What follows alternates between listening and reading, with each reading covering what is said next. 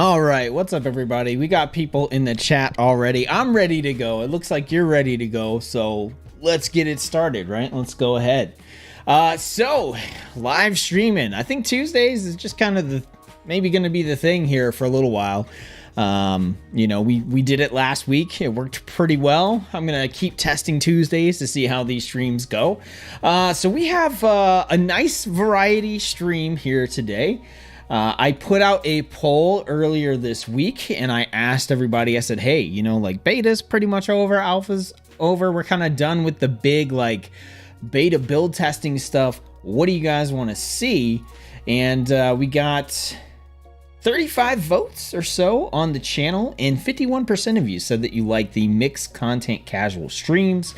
So stuff like gameplay, news, reactions, you know, basically what Asmongold does, essentially. But then we also got a nice little split here between people that wanted all WoW gameplay and people that wanted some AMAs, helping viewers with builds or add-ons and that kind of stuff. So we'll mix some of that stuff in there. Sometimes we might just have a dedicated gameplay stream. That'll probably definitely happen like when we get the Evoker or once the expansion's out, and you know, we'll just get on and play WoW and do that.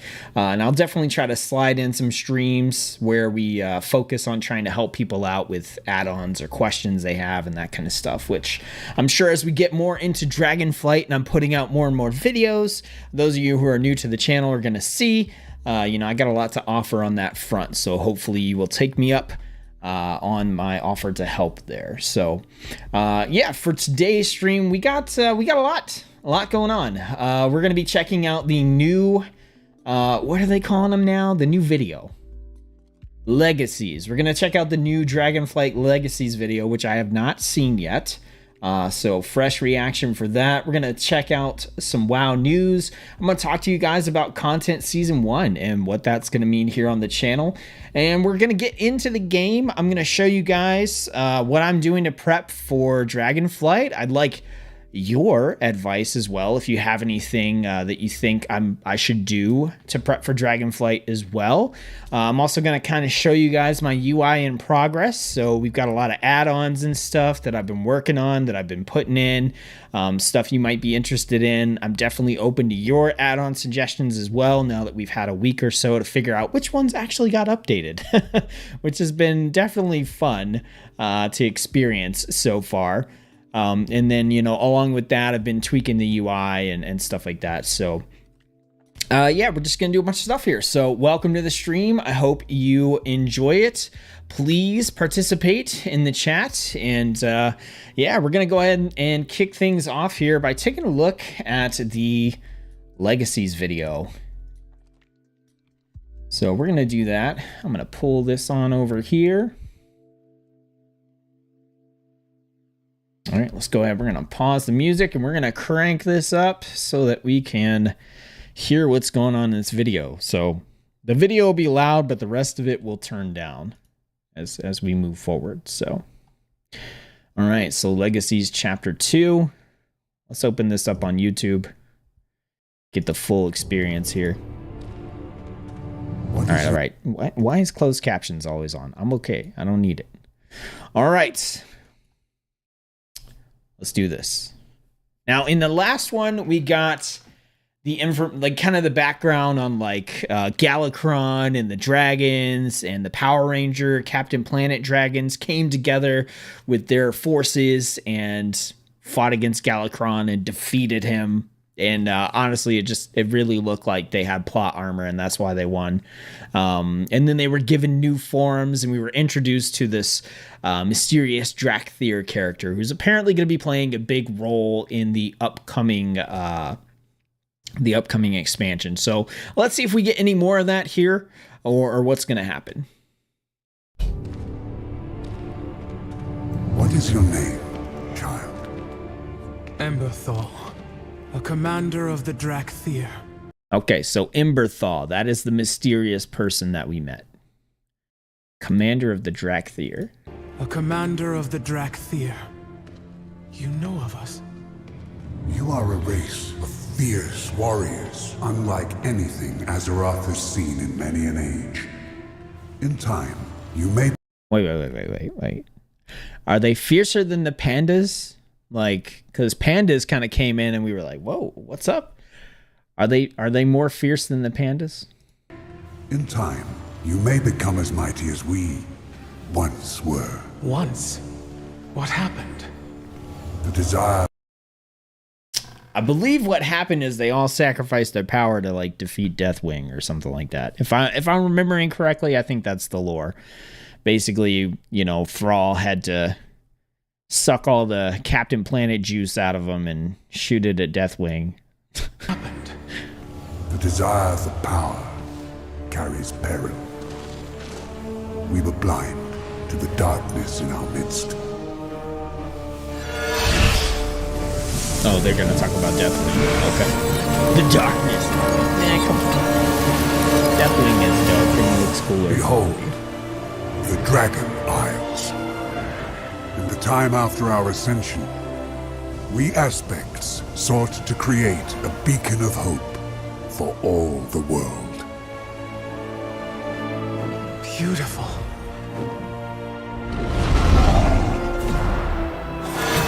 Neltharion, my general. Indeed, we all had our roles to play. Guided by Alex. See?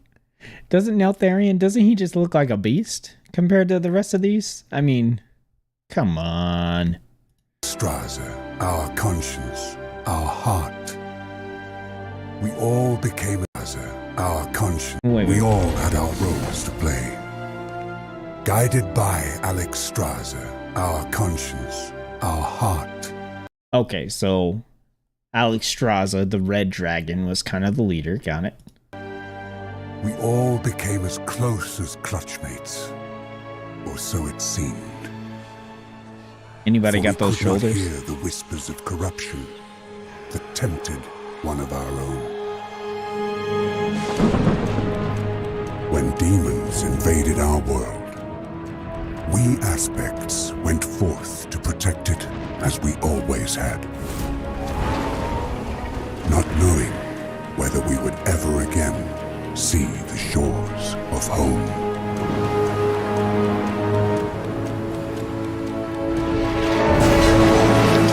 Our brother Neltharion led our defense against the invaders.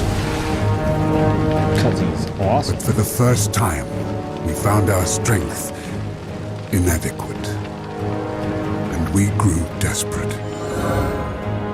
So when Neltharion assured us that with our help, he could forge a weapon to win the war, we placed our trust in him. The artwork's really good in this. And we renewed our... This is the Dragon Soul, I believe. And this is the same thing I think Thrall had to use to defeat Deathwing.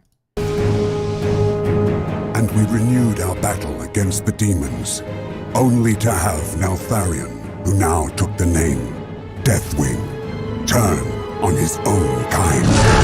Gotcha.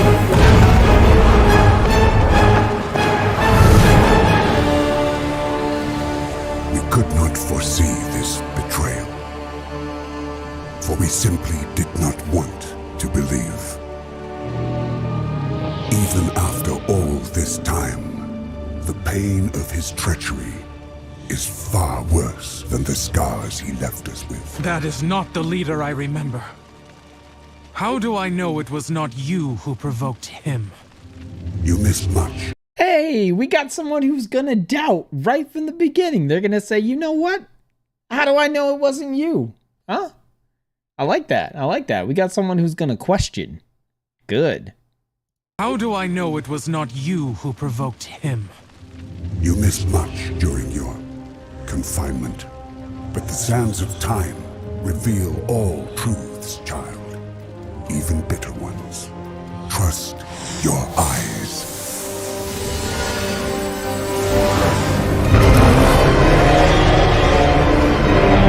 When the champions of Azeroth faced Deathwing for the last time, he was so consumed by madness that he could not imagine what we would sacrifice to stop him. There goes Thrall. That the weapon we had helped him forge would become... Yo, we're reusing the same animation right there. Come on. That's a little lazy, Blizzard. It's a little lazy. Madness. That he could not imagine what we would sacrifice to stop him. That the weapon we had helped him forge would become the means of his destruction.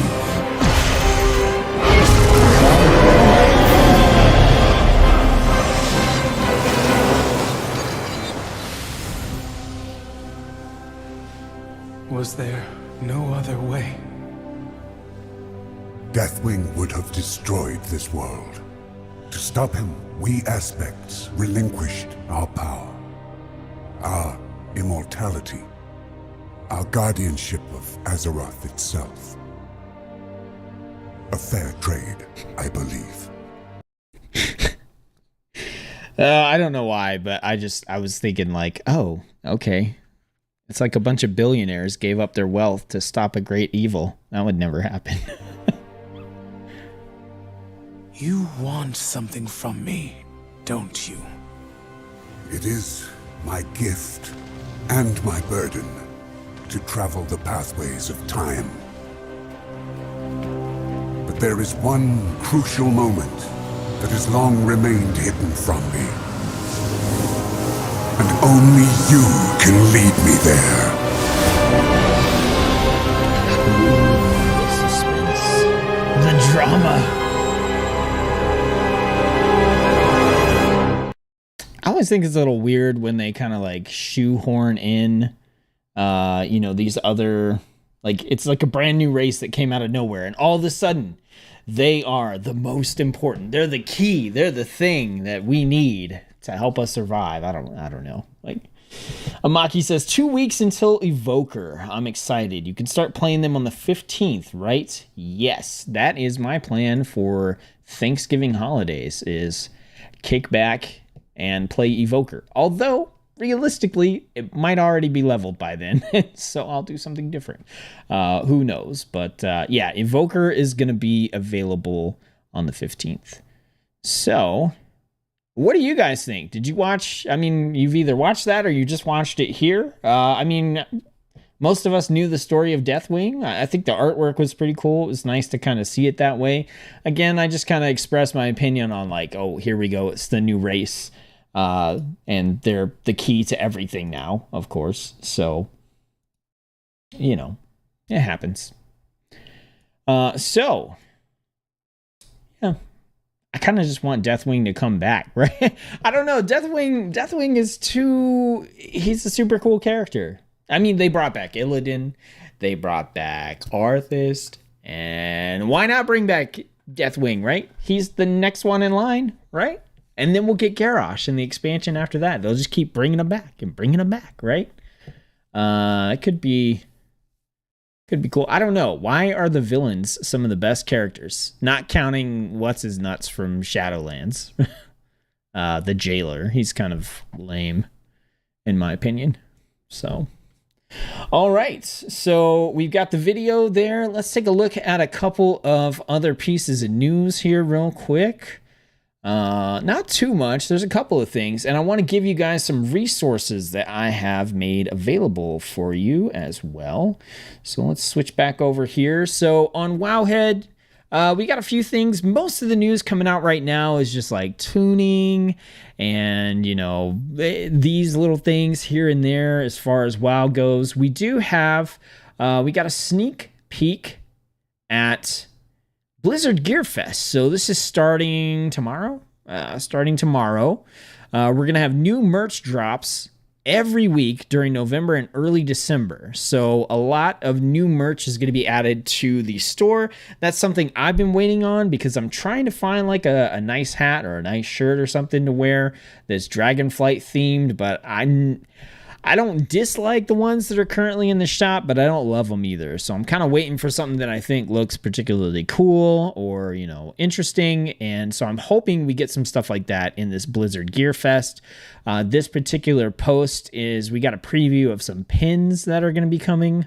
So we've got like Dragonflight with, the different dragons. We got the Hearthstone Darkmoon Fair pin, Dragonflight pin, stuff. I'm not really into pins. honestly. So it's a no from me on this stuff. But if you like pens or you just want to keep your eye out for Blizzard gear, that stuff is coming starting tomorrow. So every week we'll get new drops for the next probably 4 to 6 weeks or so, maybe 7. So keep an eye out on that stuff. I will probably mention what popped up on the streams, just to kind of keep you guys up to date on what's going on there. So we got that. We also have Legacies, which we checked out. And then we have a new 12-month subscription offer. So this is pretty interesting. So they're doing a 12-month. And it's actually got a lot of stuff in it. So if you're going to subscribe to WoW anyway, like this is a pretty solid deal in my opinion. So if you sub for 12 months on Classic, you get some stuff. I don't know. I don't really pay attention. You get the Festering Emerald Drake. But in retail, which is what we cover and we play here on the channel, you're going to get the current 6-month subscription mount. You're going to get this beetle thing, Telix the Stormhorn, and you're going to get this giant gargantuan Gurlock mount. And in addition to that, you're also going to get the upcoming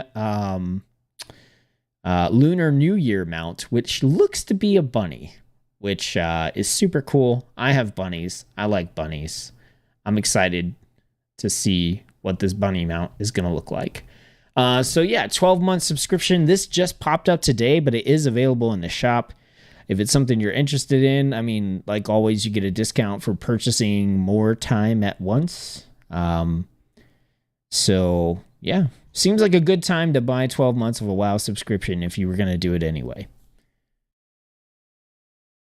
And I think that might be it.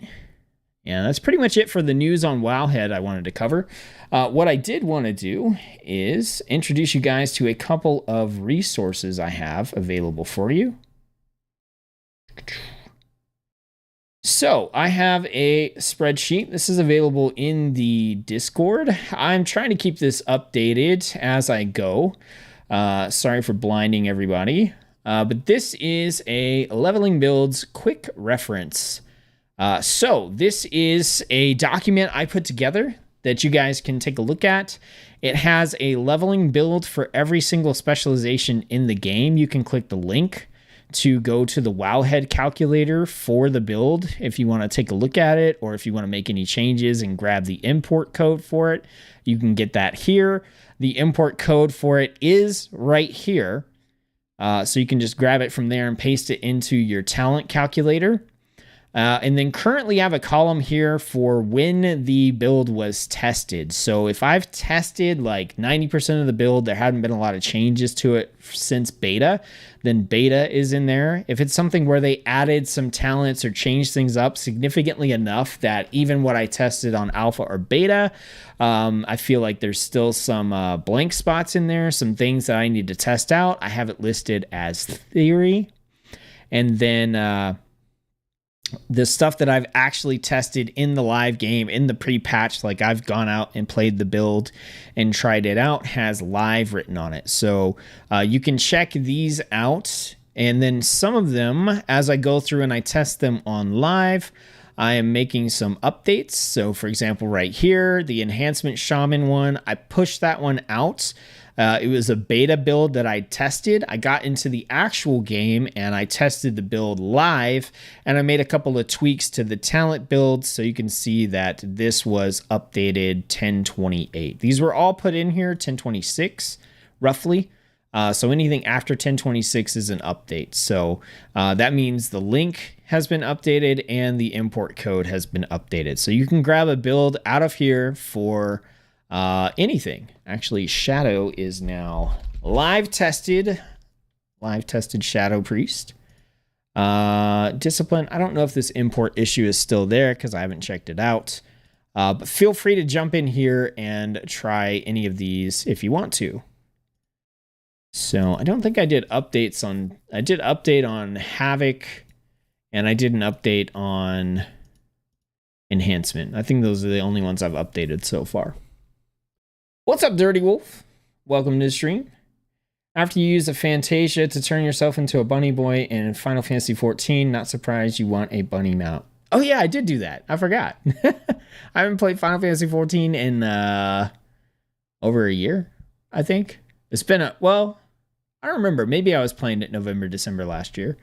But I definitely haven't played it this year. So you guys can check this out. I will copy the code from Discord and throw it in the chat just in case you want it. And I will also try to remember to put it in the description for the stream for anyone who is watching this later on. So let me go ahead and pop over here. I will drop this into the chat for you. There you go. All right. And then I also have a guild info doc, but we're going to talk about guilds here in just a minute. So I have this. Now, the additional thing that you're going to see later is that for all of these builds that are in this spreadsheet, I'm making a weak auras rotation helper that will help you to play the build and learn the build. So if you want to make use of those weak auras rotation helpers, they are going to be build specific. So you would need to use the build out of this spreadsheet in order to use them.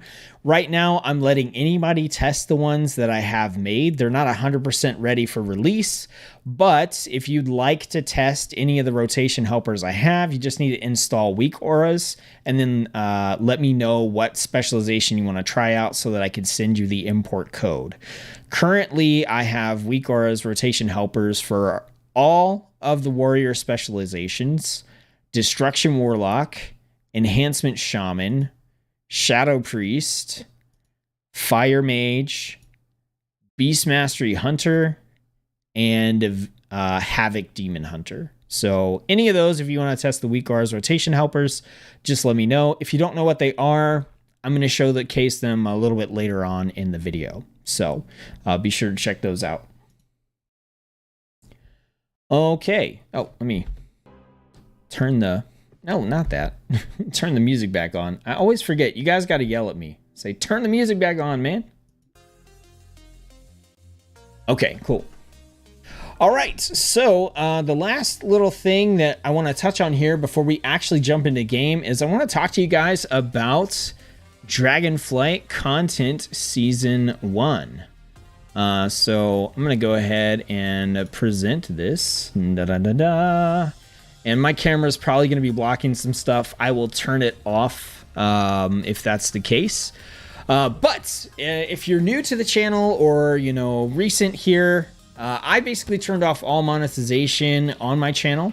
So I don't do anything to try to generate revenue through your subscriptions and, that kind of stuff.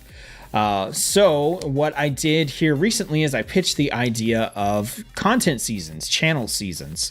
And the idea behind these was to fund the cost that it takes me to make content on the channel. And my viewers were very receptive to the idea, so I put up a fundraiser for Content Season 1, and it was successfully funded. And this content season starts right now, today, November, and it runs through April of next year. So I wanted to talk to you about the content season, what all this means, what's going to be involved, and I'm really, really hoping that you guys can check this out and get excited with me, because this is not just like a, set gets money for stuff sort of thing here. This is something that involves you for sure, not just in terms of content that's going to be made on YouTube, but like how you can participate and be a part of what's going on the channel. So Content Season 1, that's what I'm calling it now, Content Season 1. I want to specify content because I know if I say Dragonflight Season 1, then it's going to get confused with the actual season in the game. So a little tweak to the terminology there, Content Season 1. All right. So first off, thank you to everyone who made Content Season 1 possible. You're definitely creating a new future here for the channel. This is something entirely new. We've never done it before, and I think it has a ton of potential just to be really, really awesome for both you and myself. So thank you very much. And these are the people who contributed. Nothing super specific here, but shout out, thank you to these Season 1 contributors. We had Cass, Murphy, David, Tor, Sunny, Melissa, Brian, Mark, and Josh. All of these people contributed to Season 1 campaign, and I just want to say thank you for making this happen. So that's super awesome. All right, so content Season 1. We wanted to raise $300. That was the goal. We raised $372. After platform fees and all that kind of stuff, we ended up actually in pocket was $340. So $340 was the amount that we had to work with to fund content Season 1. So that's still $40 over the goal, which is absolutely fantastic. All right, so here's the breakdown on where the funds are going. So this is what I spent or will be spending the money on. So 12 months of WoW subscription. It was going to be 6 months. They just came out with the 12-month thing, and we actually had enough funds to make it happen. So I was like, let's do 12 months. So for the next year, I don't have to worry about my WoW subscription, which is awesome. That's so fantastic. It's a big burden off my shoulders when you combine it with the rest of these subscriptions that go into content creation. So we are also funding 12 months of Canva subscription, which is what I use for artwork. It's what I use for thumbnails. It's what I used for this presentation. We're also funding 12 months of Clipping Magic subscription, which is something I use for images. And we're funding 12 months of Morning Fame subscription, which is what I use for keywords and to help myself get my videos into search results. So this is where that money went. And basically for the next year, I'm set on all those subscriptions. So that is super awesome. Couldn't have done it without you guys. That's just... And it's such a huge relief for me, so I really, really appreciate it. So what type of content can you expect? Let's see. Let's go ahead and... I'm just going to hide my webcam here for you guys real quick so you can see. I thought I was. Right. There we go. So this is the content that's going to come in Season 1, which is the next 6 months. You're going to get 12 leveling guide build videos. So these are going to be videos that are going to replace the Battle for Azeroth videos that I originally made on this channel. These are going to be the new updated ones for everybody to use that you hopefully should be able to use for 2 to 3 to 4 years going forward. You're going to get weak R's rotation helpers for all of those builds.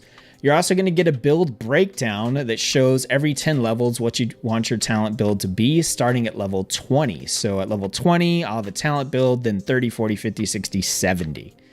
There's going to be at least 6 add-on tutorial videos, not just showcases, but ones where I go in and actually show you how to set up an add-on, what the different options are.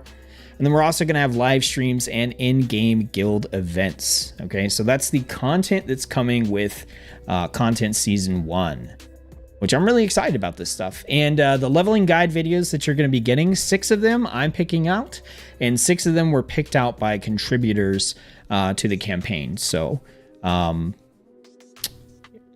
most of them picked things that I wanted to do right up front anyway, like Monk and Death Knight and Warrior and stuff. So it's going to be good.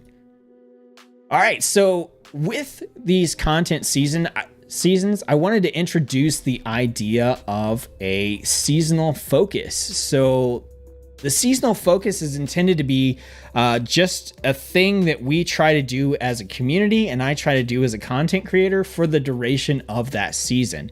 And content Season 1, the seasonal focus here is going to be on our in-game guilds and our YouTube and Discord community coming together through events and regular play windows to help each other level up and learn in Dragonflight. So the focus for this first season is just gonna be Dragonflight. Let's level up. Let's help each other with professions.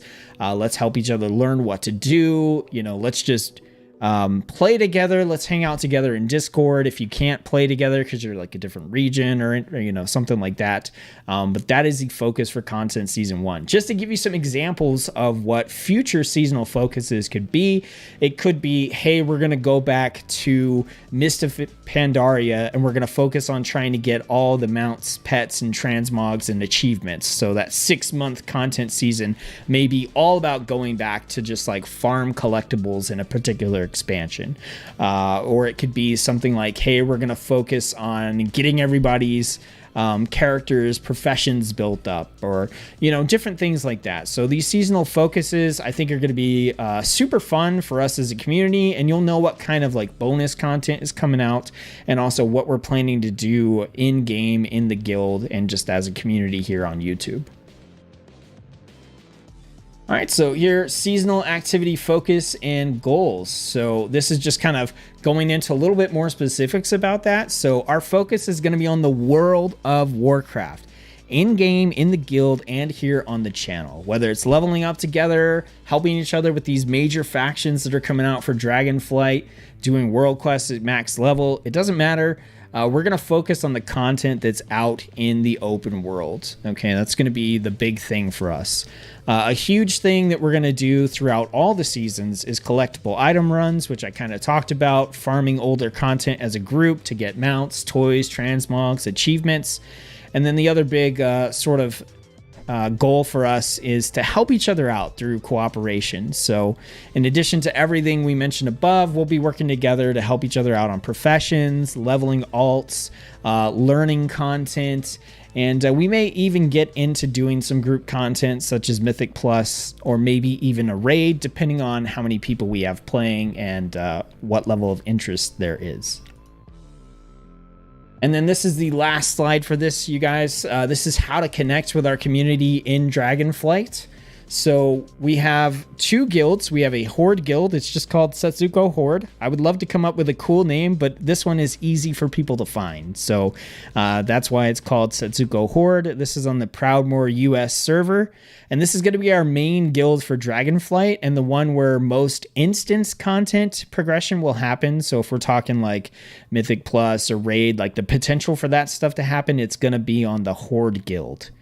However, we do have a Alliance side guild on Proudmoore as well. This is a secondary guild for Dragonflight, and it's going to see equal levels of play for non-instance content progression. So if I go back a slide and we talk about, you know, leveling up in the open world, doing major factions, world quests, helping each other with professions and alts and the transmog runs and all that stuff, we're going to be doing that in both guilds, okay?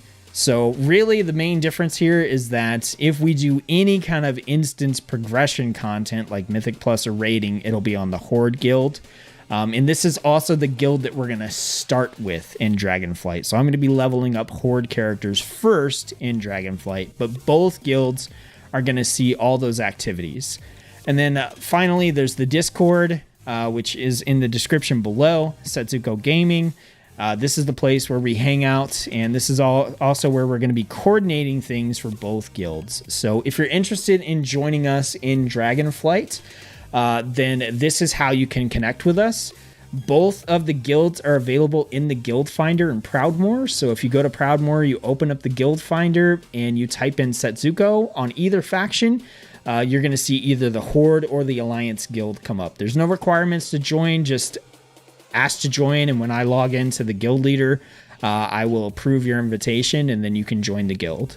Okay? And I highly encourage you to join the Discord because if you're logged into the Horde guild and we're over on the Alliance guild, it might look like we're not playing, but we really are. But if you're in Discord, you'll see us in there and you'll know, oh, hey, maybe I want to go play Horde side, or if I need help, I can ask them to come play Alliance side. So this is Season 1.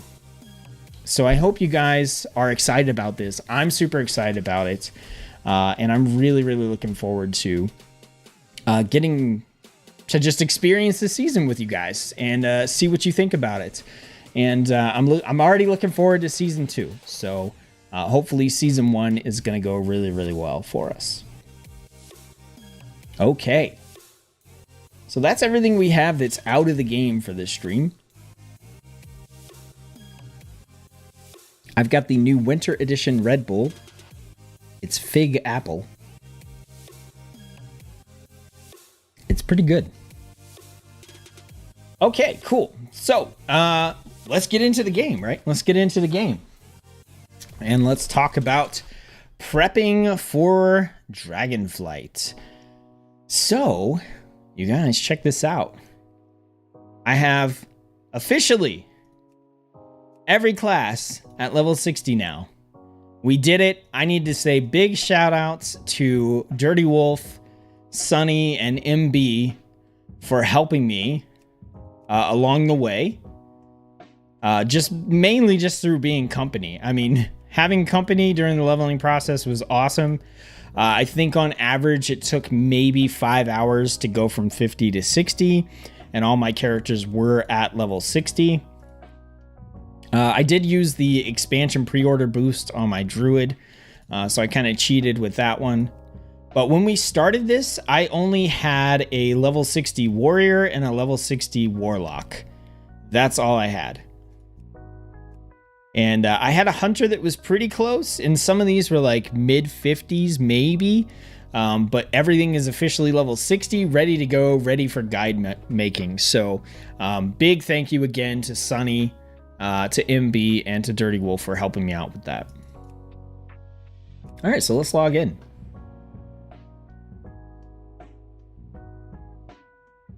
Now, I've gotten a lot of add-ons. I've tried a lot of add-ons. I haven't gotten all the add-ons in that I want yet. There's still plenty of stuff that I need to get. But I'd like to show you guys kind of what I have so far and see if you guys have any suggestions for me. Keep in mind that this is an in-progress UI, so it's not 100%. It's not perfect or anything like that. But this is kind of what I have going at the moment. So I've brought back some old favorites that I have really liked, and I've picked up a couple of new ones as well. So some of this stuff that I really like to use has not been updated for Dragonflight, which kind of sucks. It really does suck. Now, I want to let you guys know that if you are wondering how to manage your add-ons, what I've been using is I've been using the CurseForge standalone client, okay? I'm going to show you guys real quick how to get this. Because if you were here last year or the year before, then you know that there was a whole big drama around CurseForge being sold to Overwolf, and Overwolf taking over the add-on stuff for CurseForge.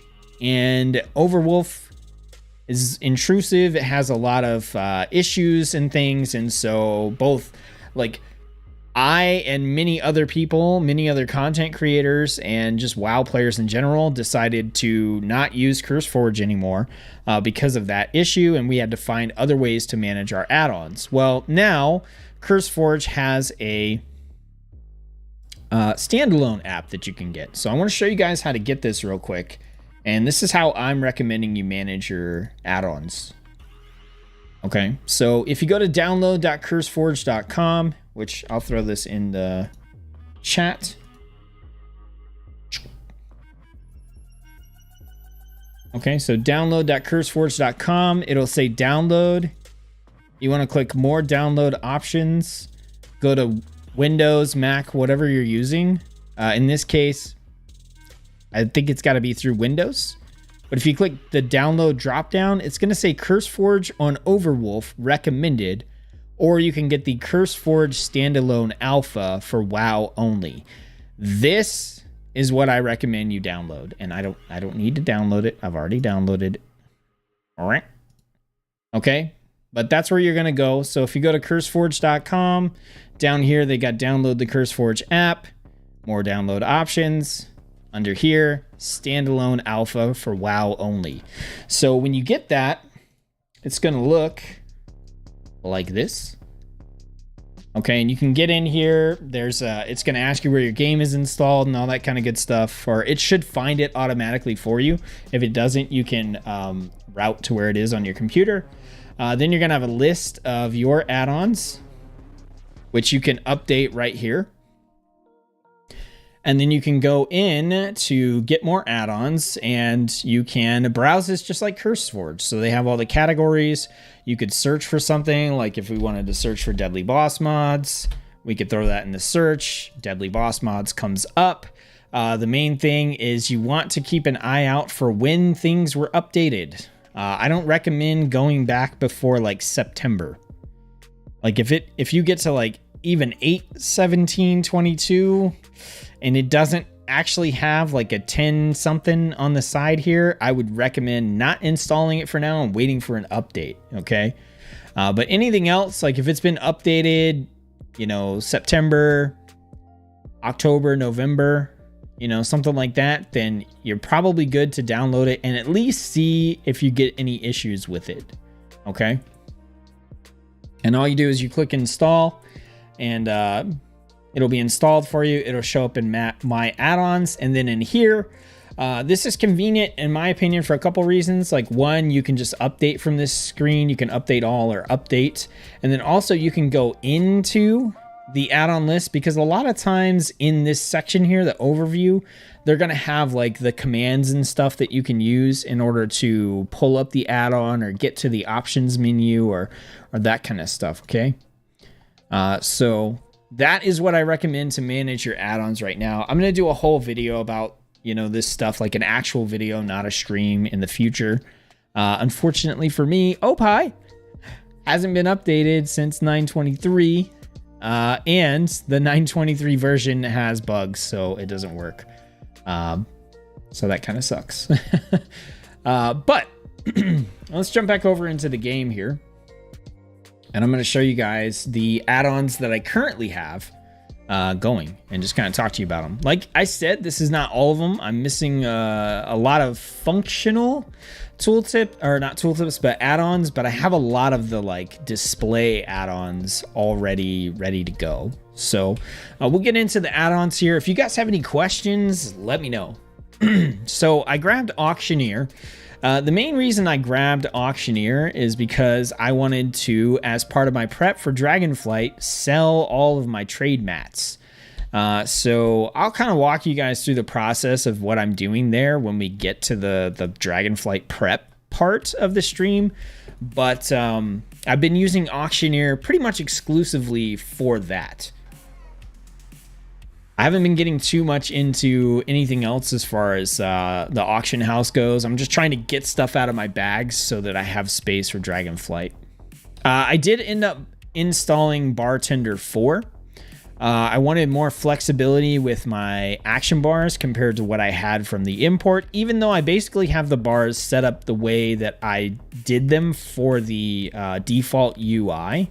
So if you look, I can go ahead and if I go to add-ons and I disable Bartender and reload,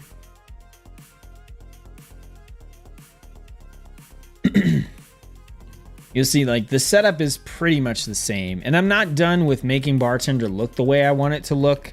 But the nice thing about Bartender is that it'll do things like hide the mini menu down here, which I don't use this anyway. I always just hit escape and then like click on whatever I want, or I know what the hotkey is.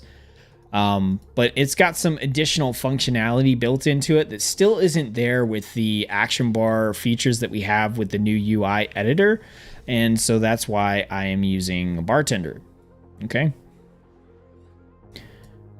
So, hey, and this is the way I want it to look. Why does it look the way I want it to look now, but it didn't before? I'm confused. What? Okay, so /BT will pull up Bartender options. So what profile am I using? I'm using this one. This is the way I want it to work. I don't know why it looked the way it did the other time. It's a bug, right? But this is how I like it to look. This is what I intended. So that's Bartender. So I'm still recommending Bartender to anybody who wants to mess with their action bars more. I mean, even just some of the functionality, if we go to like bar 1, like visibility, fade out, always hide, hide on vehicle, like all these options are not available in the UI editor that Blizzard built. Okay. So the next add-on that I've gotten here is Basic Minimap. This is my favorite Minimap add-on. It does not do anything impressive. It just makes the minimap like really simple and really, it doesn't put like a cool graphic on it. I like the minimalist look, and I can make it match class colors, which is what's going on here. So if I switch to like a shaman, this is going to be blue. If I switch to a demon hunter, it'll be purple. And you can change the placement of, well, I'll just show you. The options are pretty limited, right? But you've got, you know, your border color. I've got it on class color. You can toggle it off and pick the color you want. You can increase the size. You've got different clicks in here. So like if I right mouse on the camera or on the mini map, it's going to give me the calendar. If I middle mouse, it'll open the tracking window. You can put other stuff in here too. And then it's got buttons, so you can hide add-on buttons if you want. You can hide the zoom in, zoom out buttons, the missions. So like I can toggle on and off the little covenant thing up there. Turn off the clock, whatever you want. So then you can adjust the text. And that's pretty much it. It's basic minimap, but it lets me make a minimap that I think is pretty smooth, pretty cool. Yeah, I like it. I like it. Next one I got right now is Blizz Move. All right, that's just so I can do this and move Blizzard's stuff out of the way. You know, if I want to open my spell book and drag it over here, then I can. So that's what Blizz Move is for. Which, because I do a lot of stuff with add-ons or I do a lot of stuff with guides, it's really nice to be able to move Blizzard stuff and arrange it on one screen. I've got coordinates on here. That just shows coordinates on the map up top. So it shows where I'm at. I'm at 34.7 and 64.5, and then it'll show where I'm moving on the map. So where my cursor is. Pretty simple. I've got E-align, so I was really excited about not having to have this add-on, but I ended up using it anyway. This just puts a grid on your screen like you get in edit mode, but I ended up using this anyway because to have the grid open in edit mode, you have to actually open edit mode. And then if you're trying to work with add-ons and everything, it just gets really messy. And so I installed this because it's simple. You just type a line and then this does like nothing. You know, if I pull up my spell, it's all in the background pretty much. So it doesn't really mess with anything that I'm doing, and it makes it easy for me to line stuff up. I thought I wouldn't need it. I thought, you know, just using the grid mode would be nice from edit mode, but you know, it's a lightweight add-on and it's just less annoying in my opinion. Enchantrix comes with Auctioneer Core. I'm not actually using it for anything. Friends list colors is pretty cool. You can customize how your friends appear in your friends list. I'm not going to showcase that just because I don't want to show all my friends on stream, you know.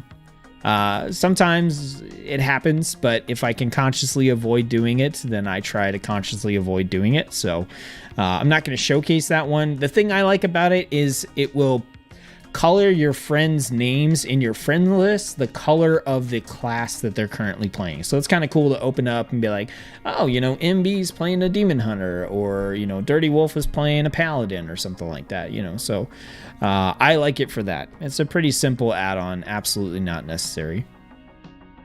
GM fonts. So GM fonts is a huge one. I highly recommend this. I will probably do a video showing you how to add custom fonts to GM fonts. I tried a bunch of custom fonts and then I ended up just going with Lotto Bold. So not that exciting, but I can show you, let's see, GM fonts. So I can set my default UI fonts, and I've got a bunch in here. So there's like a lot of these are default, like the Blizz. This is the Blizz font, you know. Nodo font is in here, but then I installed some pretty interesting ones if I can find. Like I installed like WC Mono, so like that's a crazy font you absolutely can't read, but I was thinking, you know, maybe it'd be cool to use it for like a title or something like that. What's some other ones that I put in here? Quali was another one. Like this is a big, just bold capital letters everything font. I liked it, but like it got really annoying in tooltips. I know you can kind of see the tooltip behind my camera over there. But yeah, the tooltips and like quest text, it was like, no thanks. Prime time was another one. Let's see. What else? One of the ones I use in my thumbnails is called heaters. I think I got rid of it, but here's another one, Geo Medios. But I ended up just using Lotto Bold. But GM Fonts is an add-on that will give you a bunch of fonts in general, and also you can use it to add in whatever font you want that you have the font file for. So it's super awesome. Where's Wingdings? I mean, you could put Wingdings in there if you wanted to. Basically, any font that you can get a true type file for, you can put it in there with GM Fonts. So I'm a big fan of this this add-on. Informant is also tied to Auctioneer, so don't worry about that. Kaliel's Tracker, one of my like all-time favorites that I've been recommending since Battle for Azeroth, is back, and that's my quest log, which you currently can't see, which is nice sometimes, right? Actually, I don't have any quests on this character. I cleared out my quest log. So I'll have to log into a different character to show you Kaliel. So I'll do it after we go over the other add-ons. But basically, I don't have any quests. So this is my quest log with no quest in it. So I'll show you. Actually, you know what? I can pick up. I'll pick up a quest here. Bam! Now I got a quest log. Can I pick up some more? Let's see. I'll pick up some more. Who else has a quest?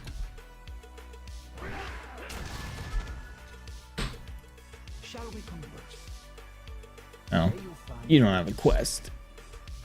But yeah, this is the quest log, and the cool thing is I have this quest log set so that it doesn't extend below my map border. If it's gonna have more quests than that, it'll put a scroll bar in here, and then I can scroll through my quests instead of it like bringing 18 quests down here and taking up my entire screen, which is really nice. So, and then I can go in here, which is pretty cool, and I can, you know, abandon the quest. You can also grab the Wowhead URL, and you can copy this, and then you can go over to Wowhead, and you can actually just paste the link in, and it'll go to the quest. Should go to the quest. I don't know. Maybe my internet's being weird. All right. Maybe it won't. Maybe it won't go to the quest. Whatever. I'm blaming my internet for this one. But yeah, some pretty cool features there. So I'm gonna go ahead and abandon those. And then if it's empty, it just hides itself. It's got a lot of cool options. So in here, you can go in and change like position, size. You could change the color. I've got it set to use class colors right now, just like my map. And then in addition to that, you can enable and disable different modules. So like you can change the order that stuff shows in. So if you want your world quests to always be at the top, you can move them all the way to the top. If you want your scenario quests at the bottom, you can move those down. So you can actually customize the order that your quest shows up in, which is pretty awesome. After that, I got Leatrix Plus. So Leatrix Plus is just doing a lot of background stuff for me. I use a few of the options. The ready time. Well, let's start up here. Automation. So sell junk automatically and repair automatically. You can get this through your bag add-on if you have a bag add-on. I just run it through Leatrix Plus because I'm already using Leatrix Plus for. I'm gonna call this LTP. I'm already using LTP for a variety of other functions, so I use it for this as well. Also, automate quests is really nice. I have this turned off, so like the first time I go through, I want to read the quest text and things like that, but once I've gone through already, if I'm rerunning quests on my alts, automate quest is awesome because it'll just like turn in your quest like super fast and you can just move on, which is really nice. On the social side, I've got block duels and block pet battles automatically, which is awesome. Chat size, I had this on. I don't need it anymore because I have a chat add-on, but they're still in here in case I disable my chat add-on. Easy resizing, hide the chat and social buttons, use arrow keys in chat, which will allow you, when you type, to move back and forth with your arrow keys and correct your spelling errors, which is awesome. And then also this one too, restore chat messages when you reload. So if your UI reloads, it'll keep your chat messages instead of getting rid of them, which is nice. I don't use anything in text. In the interface, I have show ready timer. So this is one that I like. If you're in a queue and you know the queue pops up and da-na-na, and you need to join the queue, this will actually put a timer on it to tell you how much time you have left to click the button. So you can see, oh, I got 15 seconds left before the thing goes away. And you're not just sitting there like, oh, how long do I have? So it'll let you know, like, if you're in the middle of a quest, you're like, okay, I can finish killing this thing or whatever, and then I can hit the button, and you don't have to freak out and panic. So that's really nice. I have enhanced tooltip in here, but that's just because I don't have a tooltip add-on yet. The one I like hasn't been updated, so I haven't like figured out which one I want to get yet. So I'm not too worried about this. Nothing on frames. And then system. So system, this is where it's at, okay? Max camera zoom. All right. So I can zoom this camera way out. Way out. Okay. Very nice feature to have. Faster auto loot is also super awesome. I'll show you guys an example of this.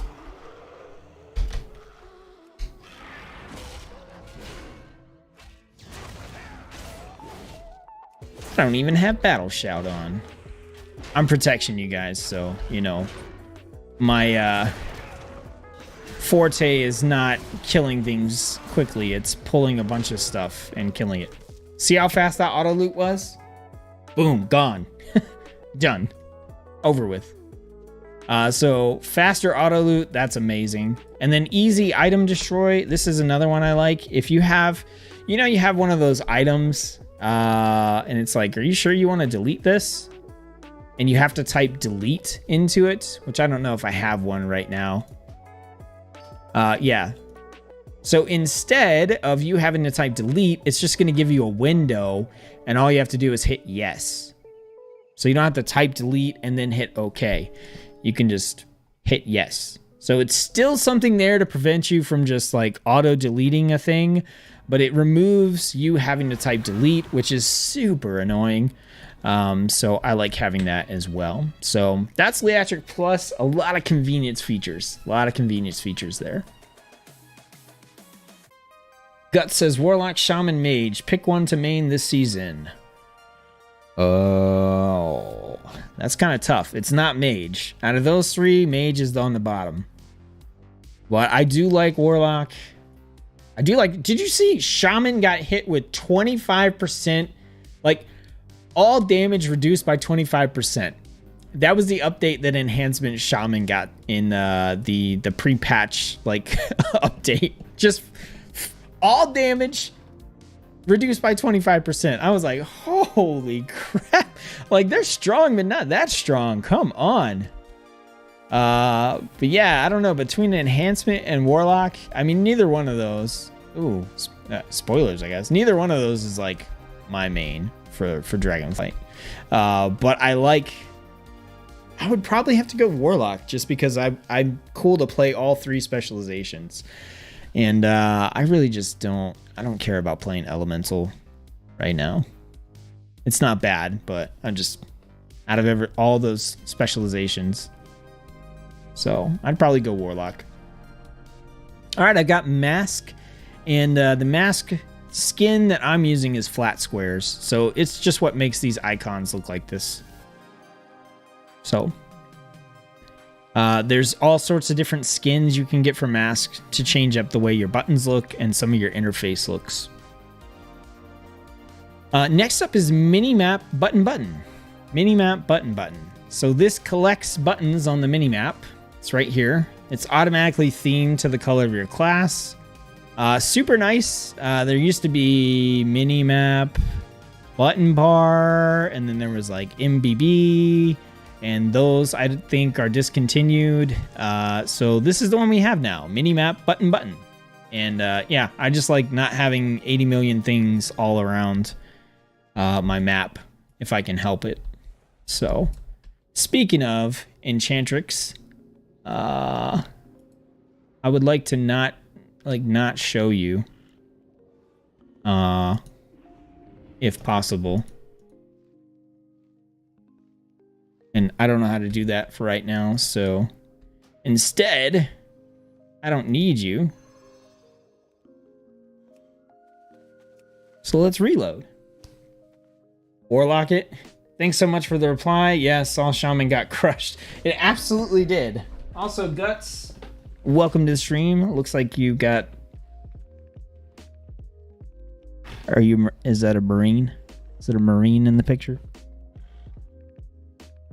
Looks pretty Marine-ish. Might not be a Marine, but... Give me the money from these auctions. Okay. So. Minimap button. I like the name too. It's fun. Nice to-do list. Check this out. Bam. A to-do list, which I'm admittedly not using like crazy right now because, you know, there's nothing I'm wanting to do daily or weekly on all my characters, but I absolutely will be using this come Dragonflight. Right now, I have a Dragonflight prep checklist that actually has quite a bit of stuff on it. I've just checked a lot of it off on this character already. So like right now, we'll get into this a little bit later for my Dragonflight prep, but you can just see this is a nice checklist. I also have a one here as well. So this is telling me, hey, I need to tweak my bartender. Here's some of the add-ons I'm still looking for. I need to add in here nameplates and tooltip. So those are things I gotta find add-ons for. But this list is super awesome. This is one of the easiest like list things that I found so far. The only downside I see with it, I think, is that it doesn't carry over from character to character. So I think you have to rewrite it every time, from what I can tell. But that being said, it is a super awesome, and I love the way it looks. I just like, I put it over here because, you know, it's kind of out of the way of my quest log, which, like I said, doesn't go past my map, and I could just sit over here and check everything out. So pretty cool. There we go. So that is the nice to-do list. Please, somebody tell me you like are really pumped about that add-on. Am I the only one that likes lists? I love lists. I love not lamp, but lists.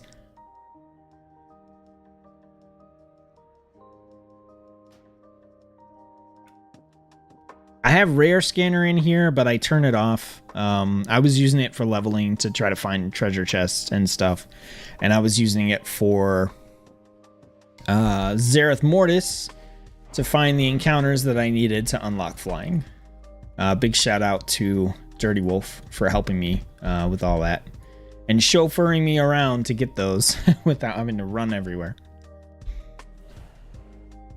Next up is Shadowed Unit Frames. So this one's a classic, right? Shadowed Unit Frames is the one I've been using this since before BFA, I think. Man, do you guys remember Pearl? X-Pearl? Oh my god. That's the one I used like for a long time, was X-Pearl. Man, my design tastes have changed quite a bit since then. But yeah, I use Shadowed Unit Frames. That's what you're seeing here for the nameplates that I use. If I click on somebody, that's my target, you know. So I just like it. It matches the rest of my UI. I kind of go for like a flat minimalist sort of look for my UI. For most things that are going to be on the main screen. That's what I sort of go for, and Shadowed Unit Frames makes that super easy to use. All right, slide bar, stubby and swatter.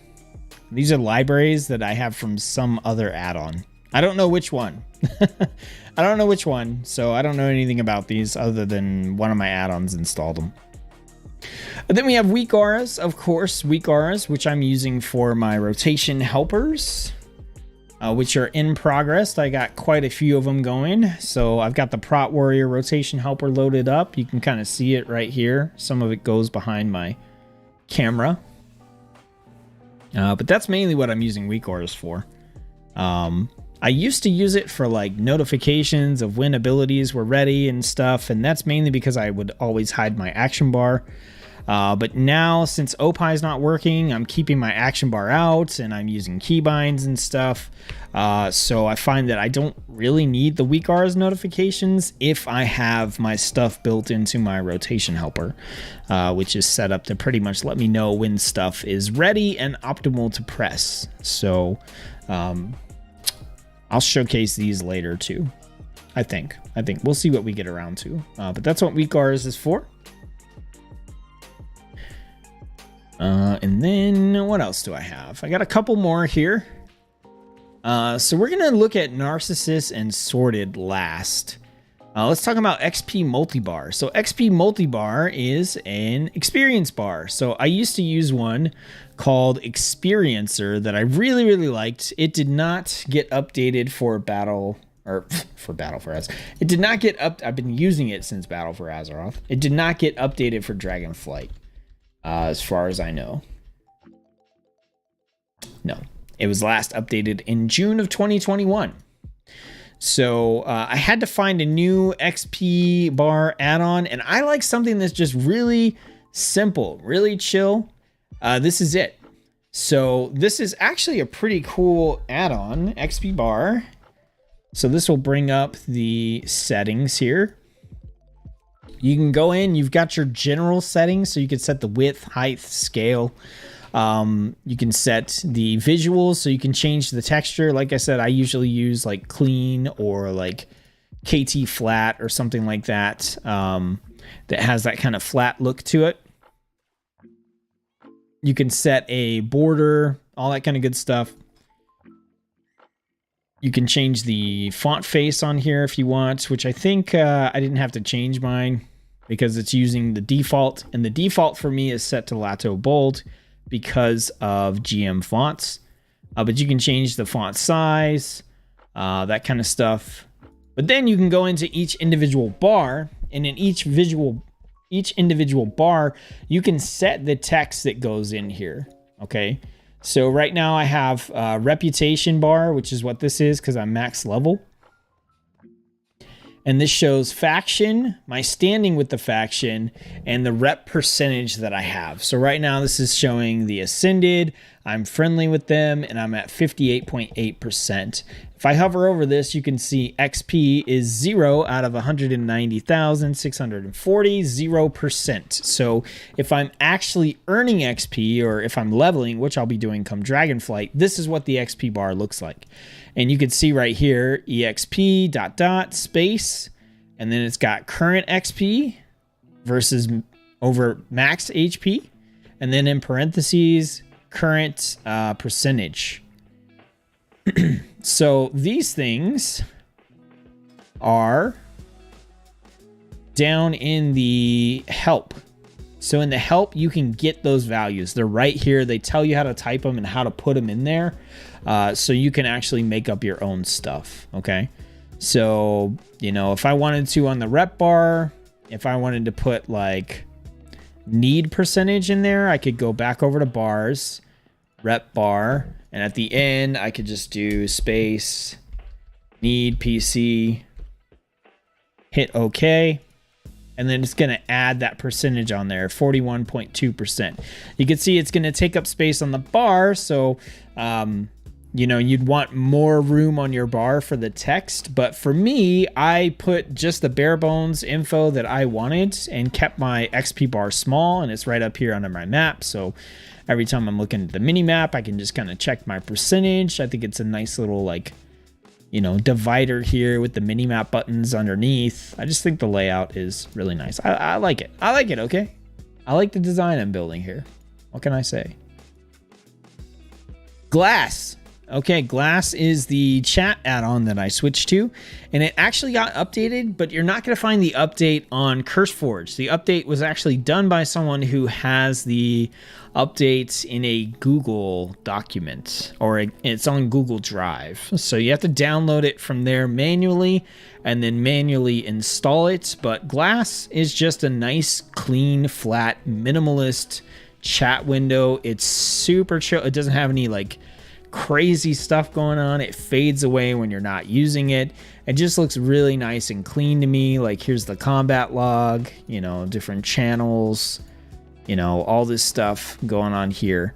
I tried a couple of other chat add-ons. I tried WoW Instant Messenger. I still hate it as much as I always have. That add-on can go to hell. So I really don't like WoW Instant Messenger. Yeah, I think it's just a hot mess. And I tried Prat, which Prat I've recommended in the past before. It's what I would use until I found Glass, and Glass wasn't updated, and Prat said it was updated. And when I logged in and installed Prat, I got 45 errors. And I was like, I don't think it's updated. You know, well, it might be updated, but it's not ready to go. So as long as Glass continues to be updated, that's going to be the chat add-on that I use. I like it. For me, a lot of my stuff is like, I just want nice, clean interfaced, simple. The information I want is right there. It doesn't have a bunch of like extra stuff that I don't want, and it doesn't have a bunch of like crazy graphics all over the place that make the UI look weird and non-cohesive, right? Dreadnought, hey, what's going on? Do you remember when we had such long flight paths? We had the Peggle add-on. Yes. Was that WoW Instant Messenger that did that, or was that just... I had that installed at one point. There was like Peggle, and then I think like there was like some... You could play chess or something against people, but yeah, I tried the Peggle add-on out before. Yeah, I absolutely remember that. That's what I was expecting to see when I installed WoW Instant Messenger again. I was like, okay, where are the games? Where are the games at? But I didn't see any. I didn't look real hard though. Okay, so two add-ons I'm like super excited about. So far, I've showed you guys like what I'm using to set up my UI, and everything's clean and simple and just gives you the info that you want. Nothing more, nothing less. Pretty straightforward. I do, however, occasionally pick up an add-on that's a little flamboyant, a little cool, adds a little something. And for me, there's two of those here. So Sorted and Narcissist, or Narcissus. So let's talk about Narcissus. Narcissist. Okay, I'm gonna have trouble saying that, but that's okay. So Narcissus is a combination of a character pane replacement add-on, potentially, if you want it to be. It doesn't have to be a character pane replacement. You can actually set it up on a different hotkey so that you have to push a particular button to get Narcissus to come up. But I have it set up to where if I hit C for my character pane, it brings up Narcissus. Now, along with being a character pane replacement, it's also a like photo tool and some other stuff. I don't ever use it for that. I just use it for the character pane replacement, but it's super cool. It looks like this.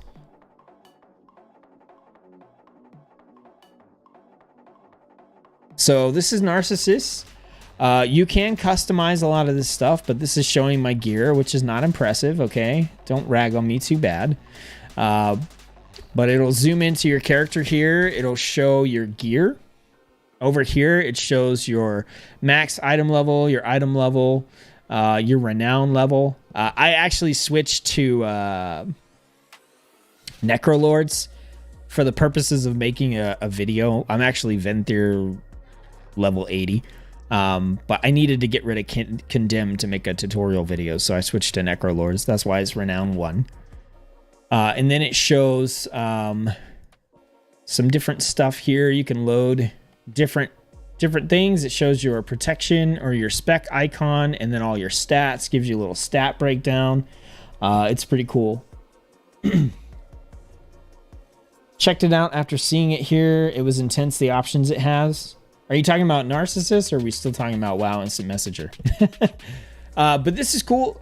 You can come in and hover over something, and if you hold down the Alt key on something, it'll let you swap your gear, right? So I don't have a lot of... I cleared out my bags on this guy, so you're not going to see a bunch of options for him. You're mainly just going to see this one. I can use my herbalist spade or my fishing pole or whatever, but holding this down will let you swap an item. So like I can swap to my herbalist spade, and then if I want, I can come in, swap back to my mace, swap back to my shield. And so I use this as my character pane because I think it looks way cooler. It is semi-inconvenient if you want to look at your character without coming into this camera view. Like let's say you're flying on a flight path and you just want to like pop open your character view real quick and look at something. It's inconvenient for that. But like I said, you can either leave that character pane keybind alone and set a different one for Narcissus, or what I'm gonna do is I have this one as the one I want to use most of the time. It's gonna be C, and then I can set the other one to a different hotkey like Shift C or something if I just want to pop up the basic character pane. But I'm a big fan of this. Like I said, it's got a lot of like photo stuff too that I don't use, but if you're into that, you could definitely use it. And then you just hit escape and pop right back out, you know. If you get up on your mount or whatever, it's going to zoom you in, show you on your map. Like, I don't know. It's just cool, right? I feel like this is cooler than the standard character pane. MB says, yeah, some of the add-ons, you need some very detailed instructions to get the most out of it. Narcissus, okay. Yeah, you know, like for me, like I said, the big thing with Narcissus is I just ignore everything that's not this. Like, I don't try to mess with the character pane or anything, but I just think this looks so cool, and so much more interesting, especially from like a content creator perspective. When I'm not making like a tutorial video, like to pop this open, like this is a lot more interesting for you guys to look at compared to my character pane, I would assume. I don't know, I just like it. So then the other add-on that I have is actually going to be behind my camera, so I'm gonna have to hide my camera. So this last add-on here is Sorted. Sorted is the bag add-on that I use, and I freaking love it. I love it. And they upgraded it for Dragonflight too, and I just love it. Love it, love it, love it. I don't care about Bagnon. I don't care about Addy bags. I don't care about any of that stuff because Sorted is awesome. So this is what Sorted looks like, and I do not have a lot of stuff in my bag, so it's not going to look like crazy impressive. I think I can go to like my bank though. Like here's my bank. Crafting reagents. I can look at my currency. Like it's just so clean. You can change the background texture here. They have a big variety of them. So like if I go over here, you can change. So this is the old skin that kind of matches the current interface. I like the clean one. Okay, you can change your font. You can change the scale, size, outline, shadow. You can change the background texture. So you can see here, like, you know, if for some reason you want low health texture on your bag, you can do it. I'm actually using this, the Dragonflight background texture, and it's actually the same one I have in my quest log. So that is super cool. There's different features, you know, blah, blah, blah, blah, blah, all kinds of stuff here, which is super nice. So by default, this is going to present your inventory to you in a list, and then you can sort by whatever. How long has this been in my bag? Okay, I just got this proto flesh from that thing I killed. It's been in my bag for 22 minutes. I've had my mining pick in here for 2 weeks, which is when I installed the add-on, right?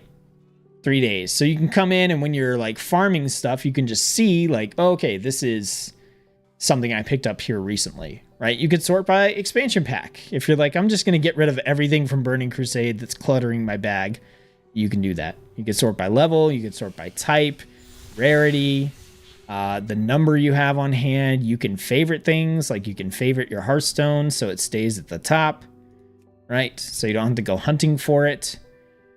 So all that is really, really cool. But then on top of all that, there are sorting buttons up here. Okay, so the sorting buttons are super, super cool. You can go in and click only show me weapons. So I'm going to switch over to my bank because this will actually do it for the bank too. See that? This is show everything, only show me weapons. So this is the weapons I have in my bank.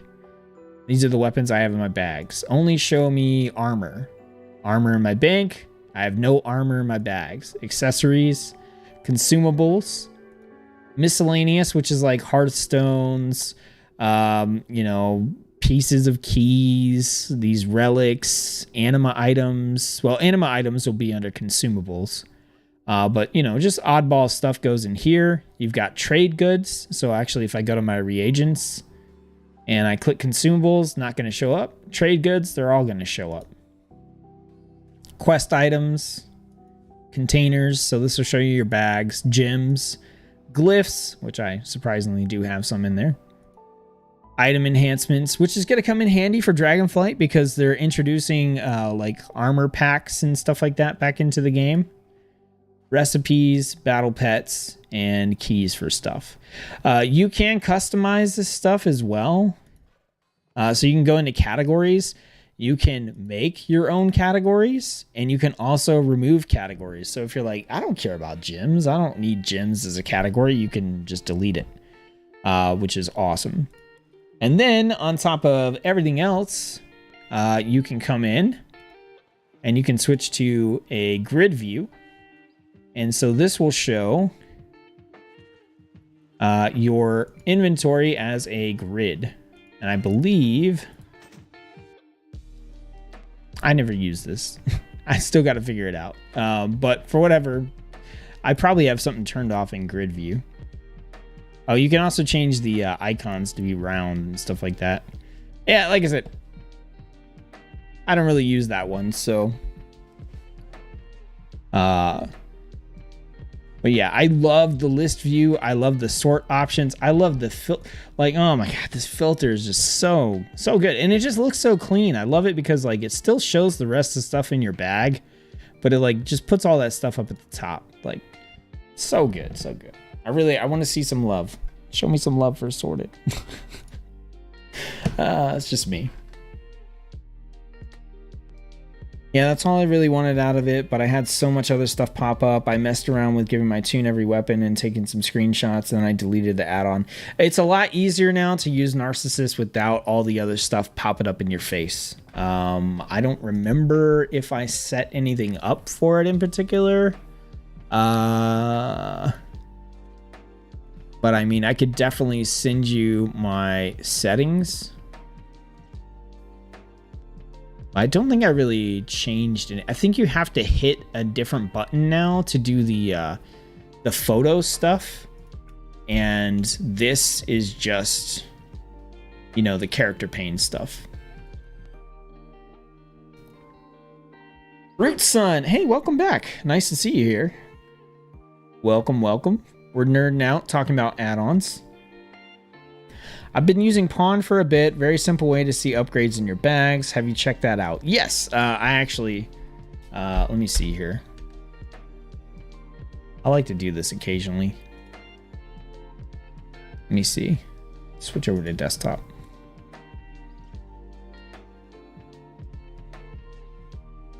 Meow.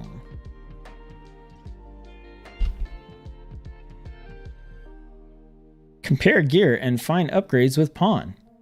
4 years ago. I've been using Pawn for a while. This is when I made a video for it, but I was using it for a long time before then as well. So yeah, I've definitely been using Pawn. I'm not using it right now because I don't really care to nitpick my upgrades. And I probably won't use it again until Dragonflight comes out. Because at this point, it's basically you go to Zereth Mortis and you farm your stuff, and then when the expansion event drops and we get the elemental invasions, that stuff I think is going to drop 352 gear or 252 gear.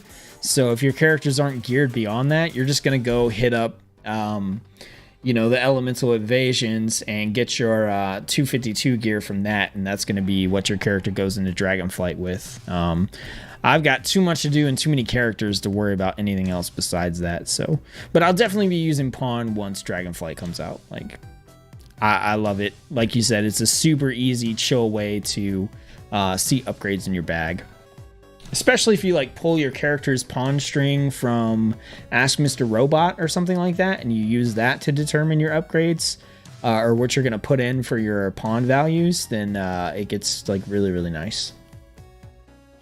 Bethrazoth, welcome to the stream. Appreciate you tuning in. Happy to see you. I use pawn as well. Great tool as it also looks at your spec. Also, we're talking last time about how Killy got updates, so I'm back to using that. Haven't been to Zareth yet, should I? I think so. If you've been there one time and kind of done everything, you can skip to it on all your other characters. So, how Killy, I took a look at that, and I tried using it before. I actually haven't messed with. Maybe I'll mess with it here on the stream. So I'm actually using. Wait, did I sell? Did I sell my one-handed weapons? Ah, crap. Did I sell them? Damn it, I did. I sold my weapons. Oh man, that's not good. It's not good. I don't think I can buy them back. Oh, you know what? I can get them from here. Let's go ahead. Let me see if I can. I can't believe I sold my weapons. I don't have the required item. Oh, cause I'm Maldrax. I'm Necrolords right now. Well, I'm not buying them off the auction house, man. The auction house is crazy with weapons right now. I can go look, I guess. We'll go look. I want to show you what I've been making, the Weakar's helpers. That's basically what we're going to segue into here. Off to the auction. I know, I have so much anima. I've got, I don't know, not so much, but I got like 2K or something in the Vinthier one. Is there a cooldown between when you can switch? Is there still a cooldown, or can I go do it immediately?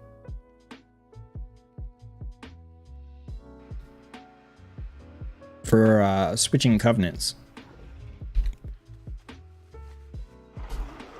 Man, if the auction house is crazy, wow, why is this so choppy? What is going on? It hasn't been choppy like this, like, period. Come to the auction house and buy my big red rank. No. If the auction house is looking pretty bad, I might just get some grays or something. I mean, I do have a mace, so technically I only need one weapon. I was using a dagger before, because it's all I had. Man, why are you being so choppy? I know a buyer when I see one. Weapons, one-handed, I don't care. Usable. Really, I just needed to be over level 50. And not $1 million. What's the highest level I can get? 131, 131, 131, 131. Yeah, I'm not paying more than like 100 gold, so we're gonna get the cheapest 131 we can get. Oh, there's one with strength. It's eye level 95. I think all the strength ones are like super high cost right now. Oh, there's one. Oh, it's a sword. Okay. Strength, stamina? Yeah, sure. Give me. Is it worth 80 gold? No. Do I need it to showcase what I'm doing? Yes.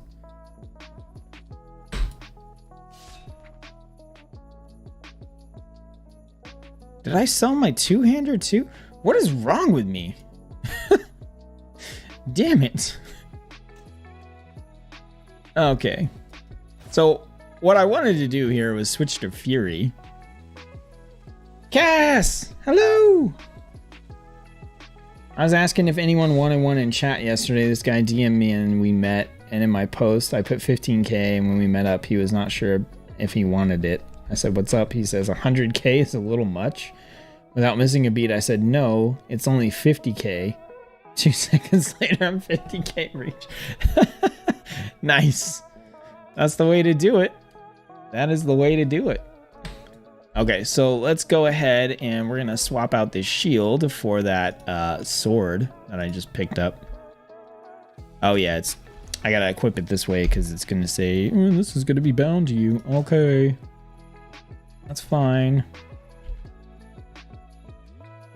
All right. Okay, cool. So now we're dual wielding. And we're Fury. Okay, so let's go back to Zareth Mortis. And I will show you my rotation helper. One of them. Like I said, they're not all 100% yet. So what I'm using here is going to be the build from the spreadsheet that I showed earlier. So if you come to the spreadsheet and you go to Warrior, go to Fury, and then you check out the link, or you grab the import code.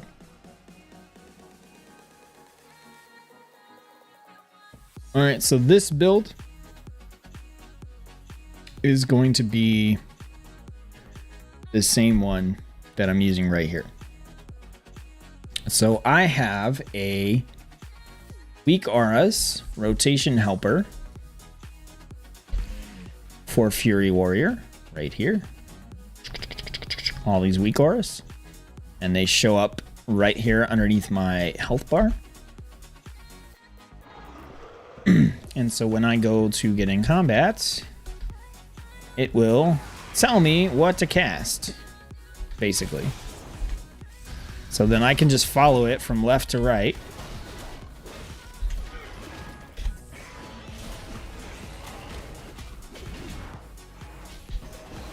Execute's going to be weird because it's in as condemn.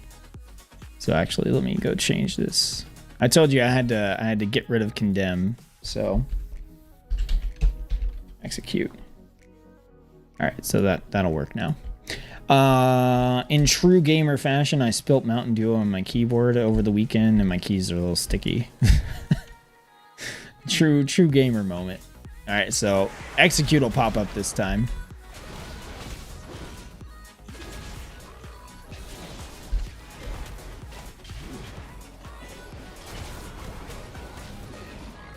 You know, 100% health, no big deal. I know it's just a yellow mob over here, but we can go do a different one. We gotta. This is actually what I'm doing for my guides. Grab this guy and all these. Come hither.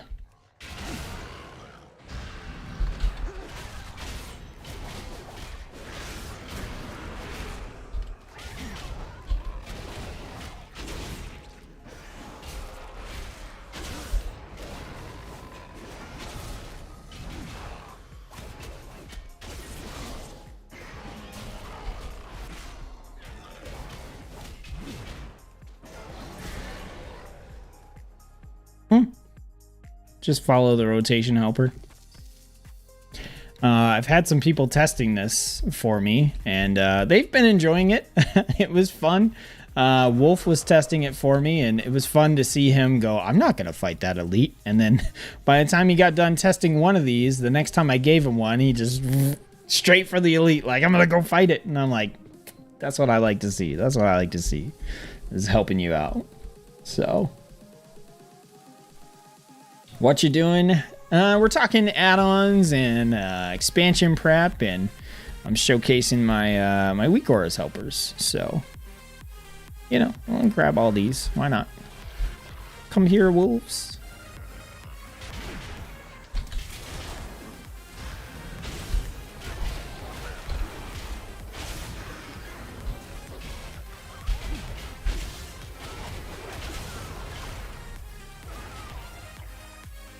Yep. I don't know. I don't know if that's what Hakili does or not. But I know mine are build specific. They include your defensives, your healings, your interrupts. Pretty much everything gets incorporated. I'll do an elite here after this guy.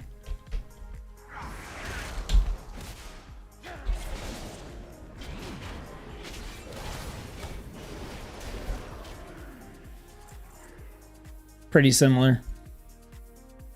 Yeah.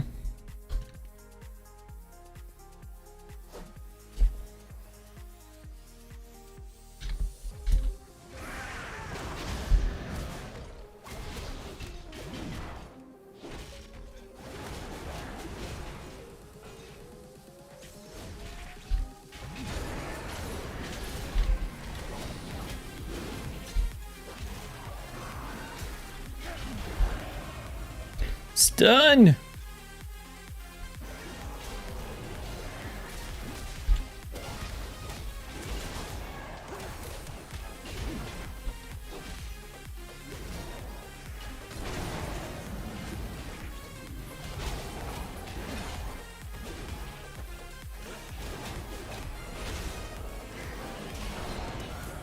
Stunned again.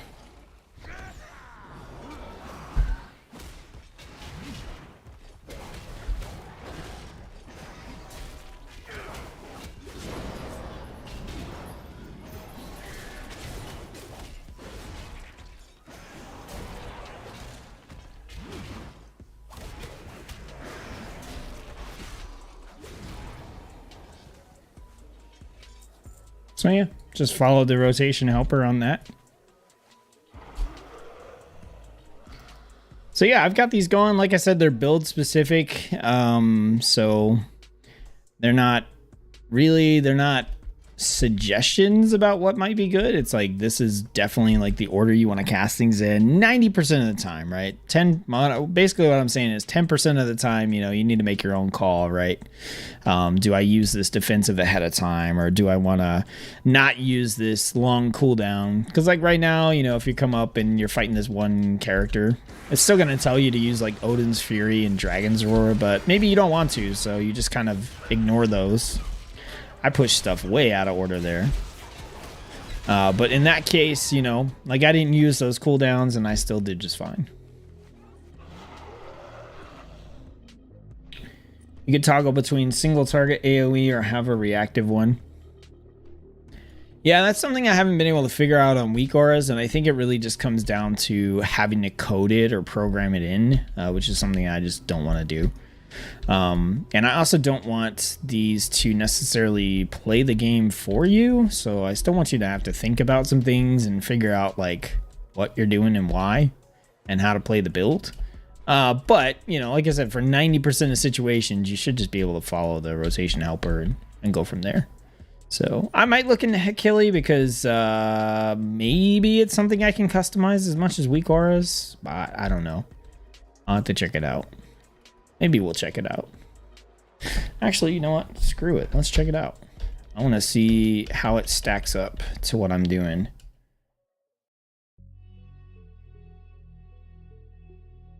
Then maybe I'm wasting my time. I don't think I'm wasting my time. I have a lot of fun doing these rotation helpers, but let's do a reload.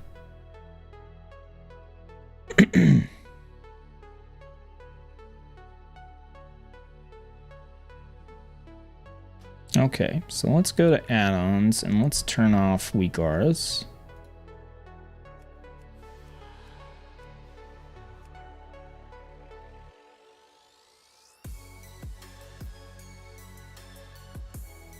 All right.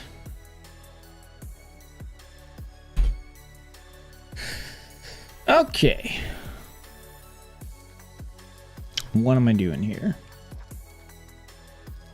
AoE, primary, defensives, cooldowns, interrupts. Okay. Well, let's just go do it. Let's go see what they're gonna recommend here. So charge, right? And then bloodthirst. It wants me to drop that.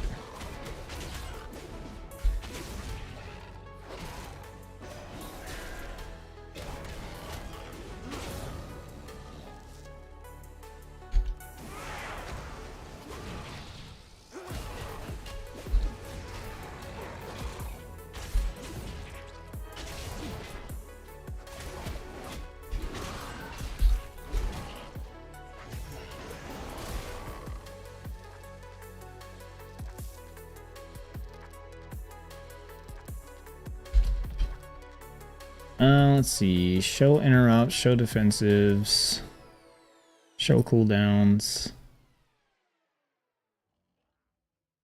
Let's try that.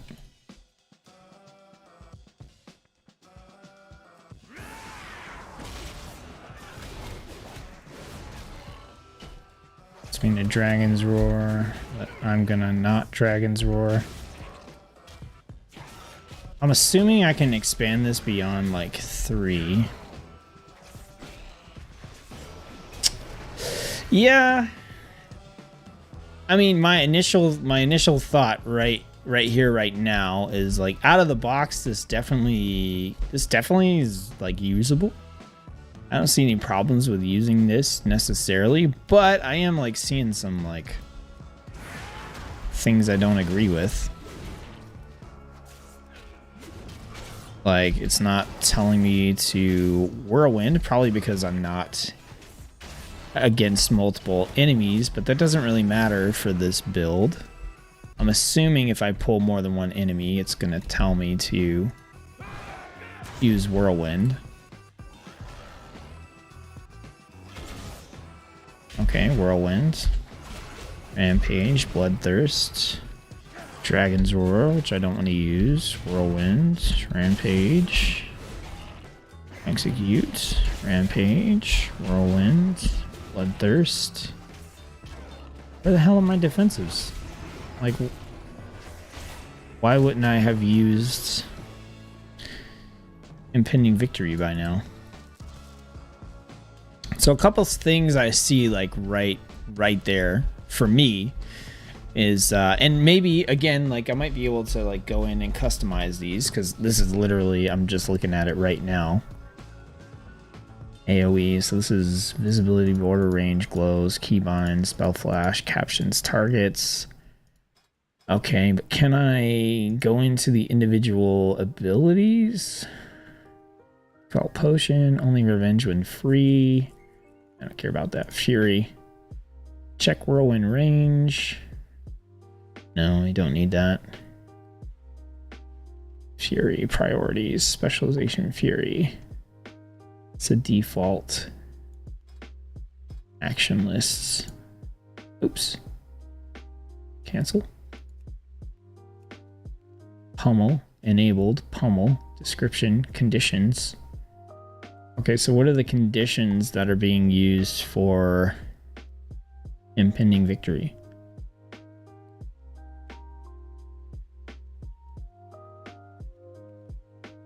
Oh, okay, so these are like single target, rampage. Yeah, this looks this looks a lot more annoying to customize than weak auras for sure. Like if you learn the coding language here, I'm sure you could do a lot, but you could also do the same thing for weak auras. There's a lot more that I can do with weak auras without having to get into the coding language here. Victory rush, impending victory. It's literally all I'm trying to find here. What the heck? Priorities, shared priorities.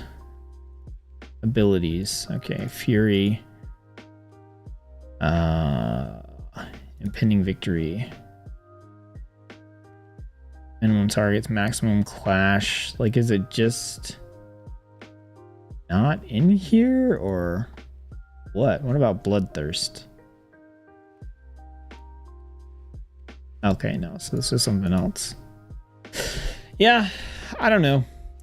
Looking at, let me get back to chat in case you said something. I never touch the options. Seems simple for me. I'm a simple man. Yeah, so I think, generally speaking, that the people that grab Hakili are not going to dive into the options, right? They're just going to use it out of the box. And using it out of the box on this build, I think if you want something that's just going to work across Fury, no matter what your build is, you're probably like good going with this. Just based on what I've seen, like it doesn't feel like that rotation was bad or anything like that. But for my particular build here, there's a couple of things. Like one, like Slam deals 60% additional damage and has increased crit. And then down here, Slam has a cooldown but generates rage and deals 100% increased damage. Slam is a big deal in this build. And then Whirlwind.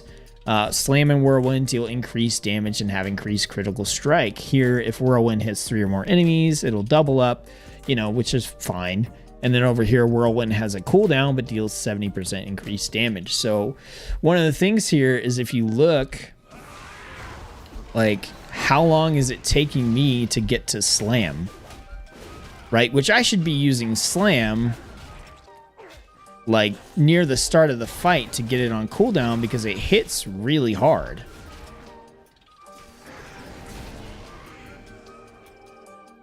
Right?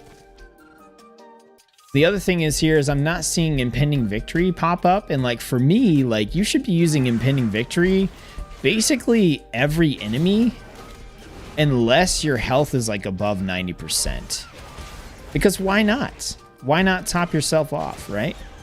Like right here, I would just use impending victory and top myself back off to 100% health. So I have that when I'm going to the next enemy. So, like I said, for like a generic across the board out of the box thing, I think you could absolutely use this. I'm not trying to I'm not trying to bash on it or anything, but for my personal preferences and how like picky I am, I'm going to stick with the ones I made, dang it.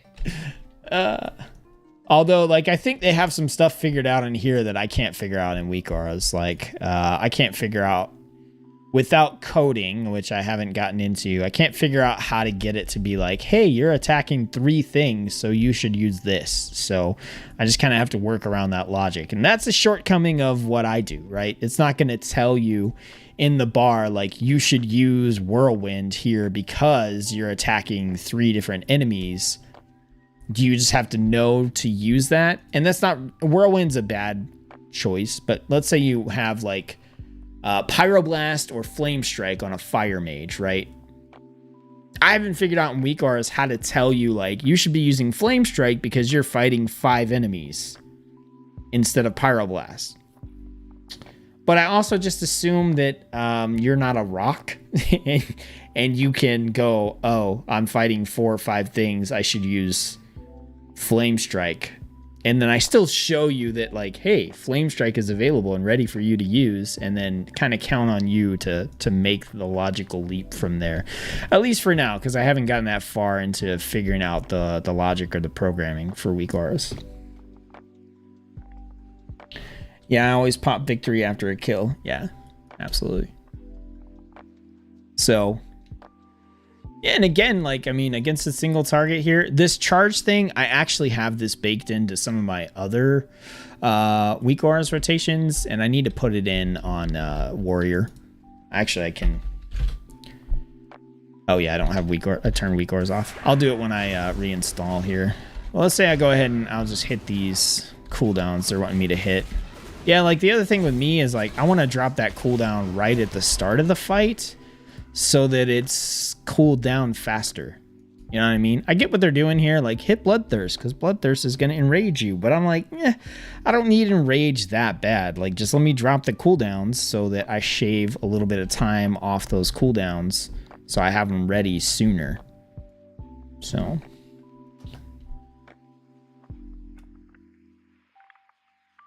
Yeah, I wanted to install it and check it out because I was wondering if maybe it'd be like easier to customize and if I could use like the how many characters are in range like stuff and make what I was doing a little bit better. But that looks like you just straight up need to code and you can't use a lot of the nice stuff from weak auras. So like right here, I've got this on Destruction Warlock, I think. Immolate. Is this the right one? Is this the one that's set to load? Yes, and then display. And my triggers here, I got a bunch of triggers. So like if I duplicate this and I name it charge. Oh, my bad. Charge 1. All right, and then we're gonna drag it up into Fury Warrior. Charge. All right, we're gonna change this to charge. And then we want charge usable. I don't care if they have a debuff because that's not gonna matter. The unit is a target and is attackable. And the health of the target is greater than or equal to 20%. That's fine with me. Don't want to charge a low health target. And then we want a range check for charge. So we want to put the distance is less than or equal to 25. We can add another one here. So we'll do, actually, let me delete that one. Oops. Trigger 5. Let's get rid of that. We're going to duplicate trigger 4 into trigger 5, and then we're going to put the distance is greater than or equal to 8. That way it's the 8 to 25. And then we want to load when we are Fury and not when we are Destruction. And then honestly, this can go wherever because it's the only thing that's going to show up. So I like to put these all the way at the end. So now if I click a target, it should show me charge when I'm in range for charge. Whoop.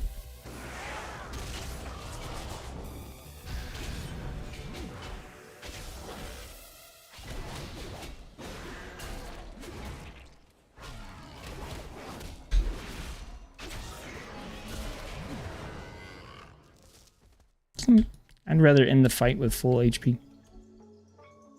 So, if you're playing mage and you aren't using Flame Strike on 5 mobs, add-ons are the least of your issues. Yeah, I agree. I'll show you what I have for mage real quick. Why not? Plus, that'll let me show you guys the quest log as well. I just did Fire Mage. This one's not... Oh, look at all those auction house emails. Mails, not emails. I guess technically they're emails because we're in a video game on the computer.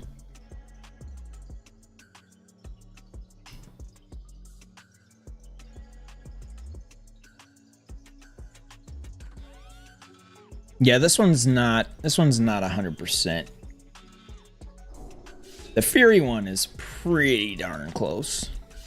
Yeah, so here's the quest log. So like it doesn't go past the map and you can scroll through. You can also like, you know, collapse the whole thing. You can collapse sections, you know, just like you can on the regular one, but it's nice to be able to do that.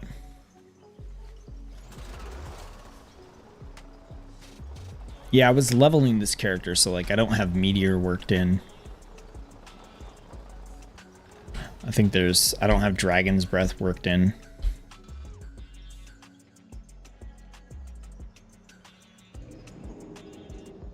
And I don't have a opener, like, you know, like charge, like I just put in. I don't have that in for this either. So again, this one is using the build that is linked in the spreadsheet that I shared. I haven't been to Zereth Mortis on this character. This was the last character that I hit level 60 with. It's an absolutely trash gear. Apparently my DK has been to Zereth, so my Fury Warrior can hop right in. His gear is just 130. Upgrades here are 220 plus. Yeah, if you have flying, you can also just kind of run around to a few treasure chests and stuff too, and that will let you upgrade a couple pieces of gear pretty quickly. If you don't have flying unlocked, you can still go find the treasure chest. It's just a lot easier if you do have flying. All right, so we want to go in the big yellow portal, which I should have gone the other. I hate this place, and I hate these stupid circles. You would think circles would make sense, but really, it's just harder to find what the hell I need. It helps there's a big yellow portal there that I probably could have been paying attention to. I have flying in shadow, but not here. How come? Because you have to get an achievement. What the heck was it called? I just got it. I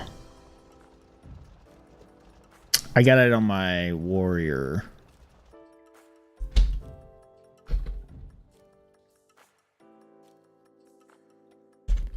I don't know, is it unlocking secrets?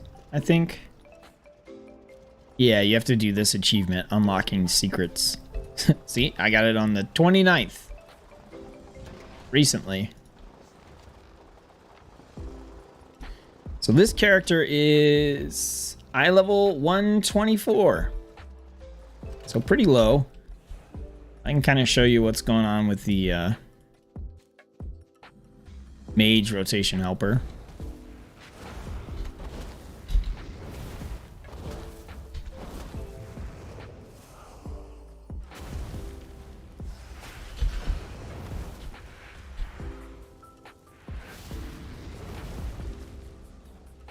Yeah. But what you'll notice is that anytime I have a hot streak, it pops up flame strike here so that you can use it, you know, if you want to. But I'm kind of counting on you to know, you know, what you want to use. I'm on fire. I'm not a good mage player, by the way. I got better when I was leveling, but like right now I'm playing like trash. Like trash. But that is why I have the ice block that will heal me. Just regen my health. Very nice, very nice. Good job, ice block. Yeah, I've gotten a little better. I need to, like I said, this one's not 100% because like I need to work in like casting slow. Like instant slow on the target is like super nice. Like if I use my CC, then I don't have to worry about the target getting to me.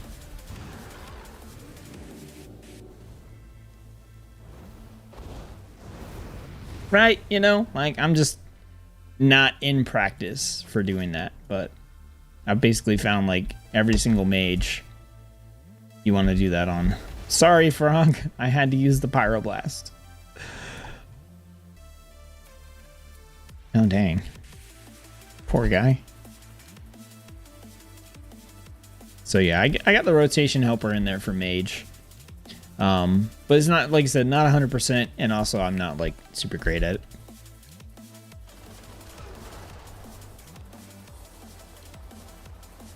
I think there's a treasure. Where was this treasure at?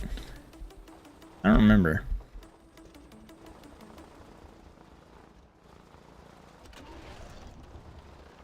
Oh yeah, it's in the bird's nest.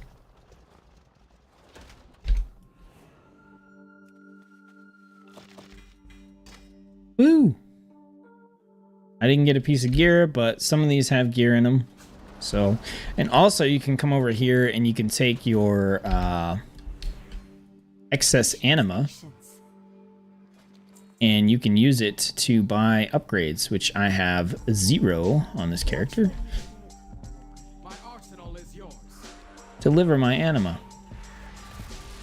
1800, cool. So I have enough to get a couple things. So if I look at my gear, I have a 96 belt, I have a 90 ring, 84 ring. So I feel like I should get a ring. Or maybe 2 rings, but we're gonna get 1. So we can come in and we can do broker's ring. I'm buying this one at a time. All right, I got a broker's ring. So we go to accessories. 226. I guess we'll replace this one. Bam. My item level is still 120. Why is it saying my max is 133? Am I missing something? That's at 84, 90, 138, 84, 96, 152, 138, 29, 26. Why is it saying my max is 133? I don't know what I missed there, but fine. I think we'll try for... I don't want to try for another ring in case I don't get one. My helmet was really low, and my belt was really low. Let's grab those.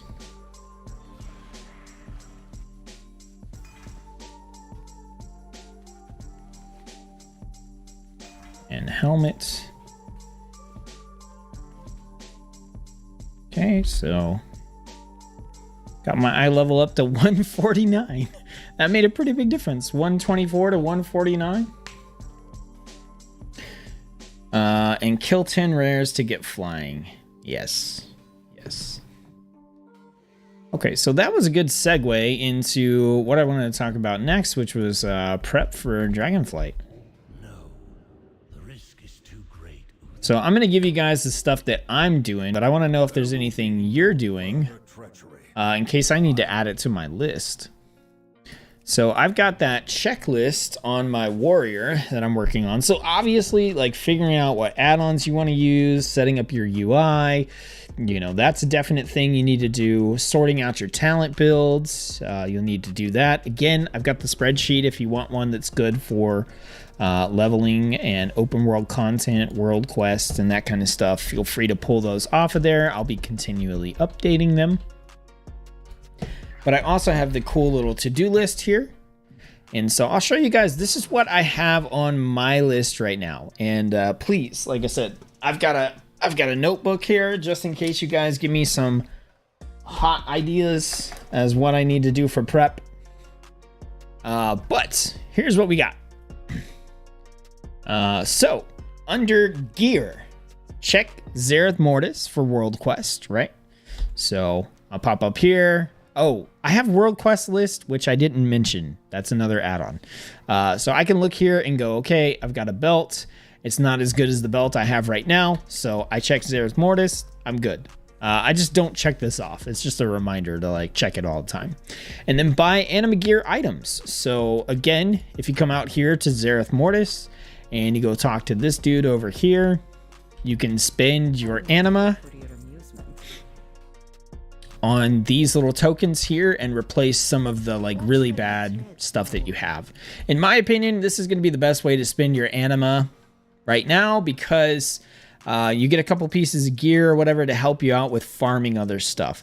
That being said, when the evokers drop on November 15th, we're also going to get the elemental invasions, and those events are supposed to drop 252 gear. So you could technically just gear up all your characters around that time.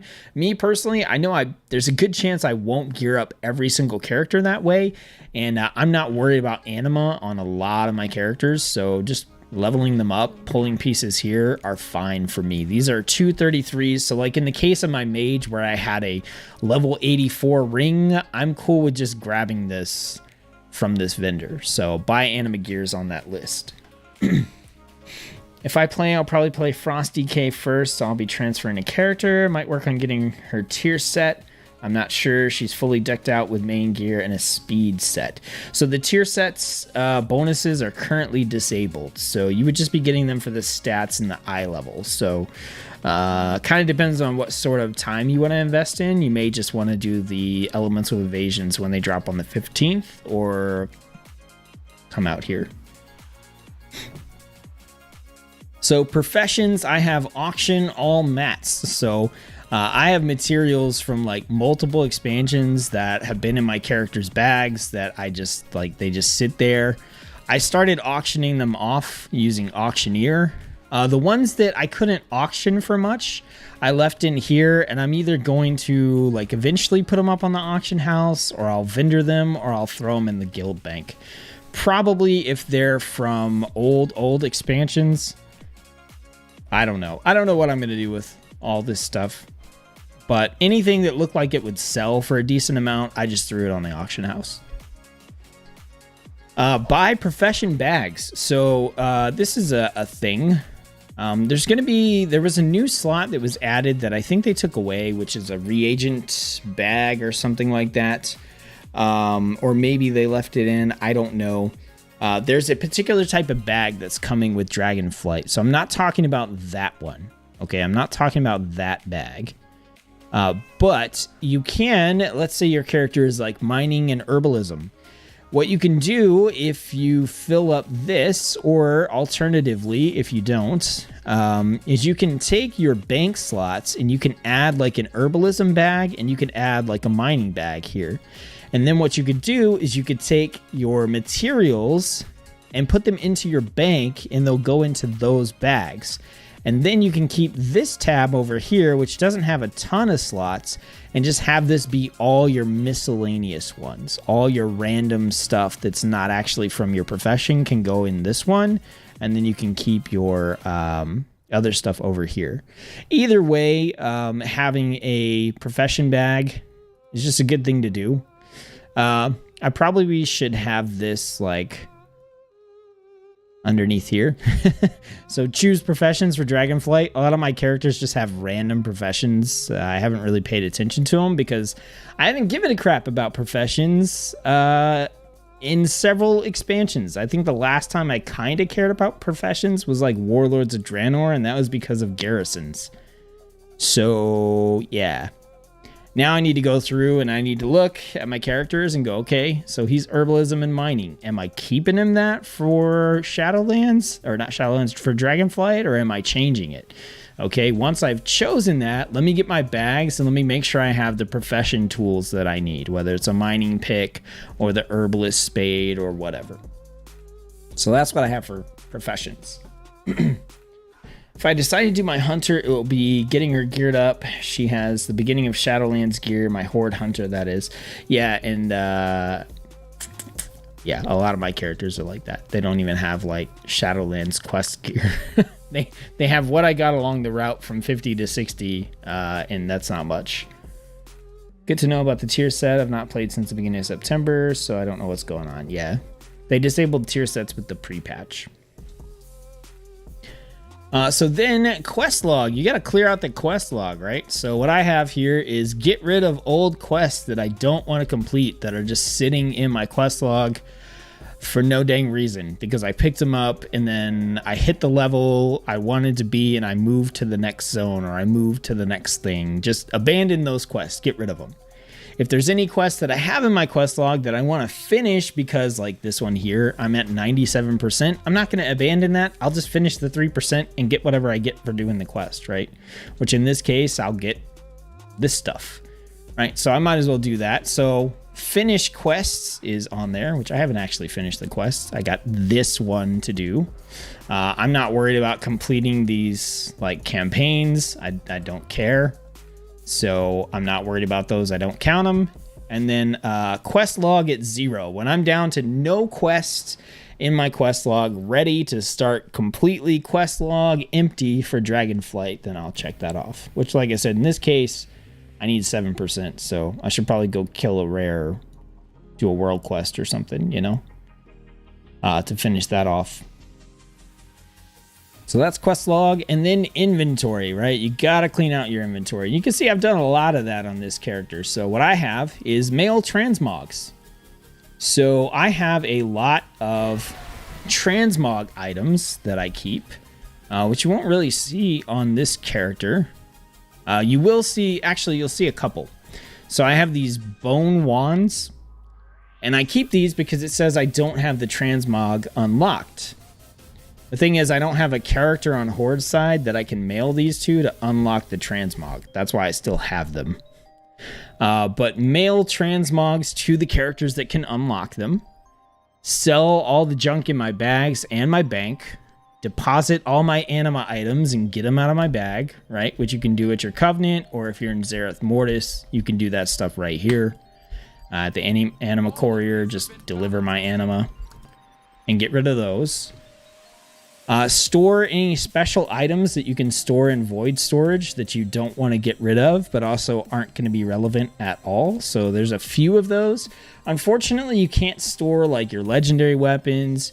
You can't store like the Heart of Azeroth. There's quite a few things I would like to store in void storage because I don't want to destroy them, but I also don't want them in my bank that you can't put in void storage. But I put a few things in void storage. Destroy useless items that you can't vendor and you can't put in void storage and you don't want to keep, so you have to actually go in your bag and click and then hit destroy. Get rid of those. And then I've got a thing in here just to make sure I have 5k gold on each of my characters so that, you know, I'm not having to switch back and forth from characters and make sure everybody has, you know, flight path money or basic, like, you know, consumable money and stuff like that. Like I put 5k because that feels like a comfortable number for questing, right? And that's just for questing. You got money for repairs, you got money for your innkeeper, you know, food and mana, you got money for your flight paths. So that is my current list. My question to you guys, is there anything you think I should add to the list? I'm not super worried about gearing up because I'm going to gear a lot of my characters during the elemental invasions. I'm also not at all worried about any sort of progression related to Shadowlands at all. So I don't care about doing dailies and world quests for anima. I don't care about doing my weekly raid thing or any, like, none of that. I'm like, Shadowlands is gone. It's done. I don't care. I'm just looking forward to Dragonflight. I probably said Dragonlands a couple times because I've been doing that. But is there anything that you guys can think of that I should add to here to prep for Dragonflight to get my characters ready?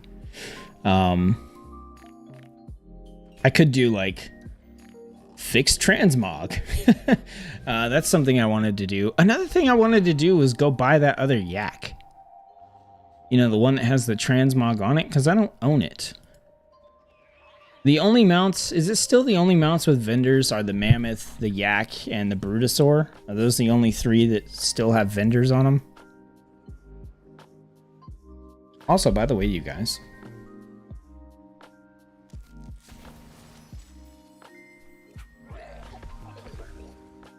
roar.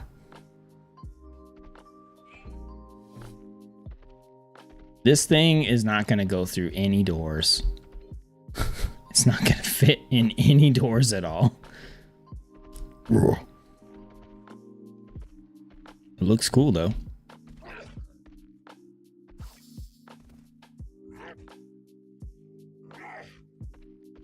It makes me think of an ogre from Lord of the Rings.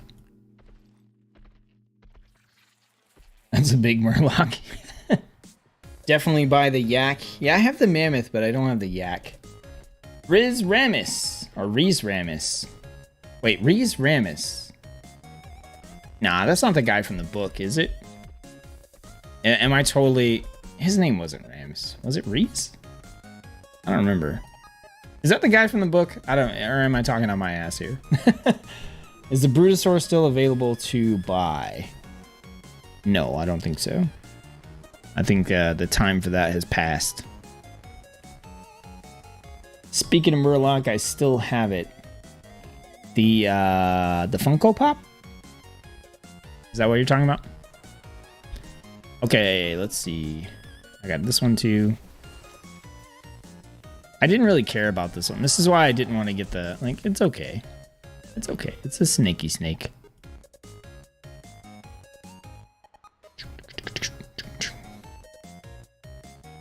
It's not bad, actually. I'm really excited for this one, though. Like, this one, I was like, that's a cool looking mount. I love the colors. Isn't that sweet? Ah, that's a cool mount. I like it.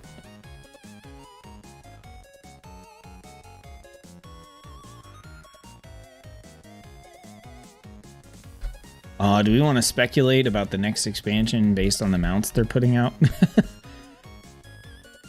Beetles versus Murlocs. Yeah, I like this mount. If you guys hear my key clicking again, it's because I had a 100% true gamer moment this past weekend. And I spilt Mountain Dew on my keyboard. Click, click. It's very annoying. I apologize for pointing it out. Yeah, the bug is cool. Black market double the price for Bruto. The Funko Pop. Can you get Brutosaur off the black market? What's up? Miscellaneous. Oh, I know this isn't the black market. Don't worry about that. Uncollected. Oh, everybody trying to sell Garn for so much money. The usual stuff in here. I'm not seeing anything super crazy. The Crimson Death Charger. Hey, get back here with my auction house. Have anything ancient to trade? Needs to be at least 2 centuries old. I do like the pack mule.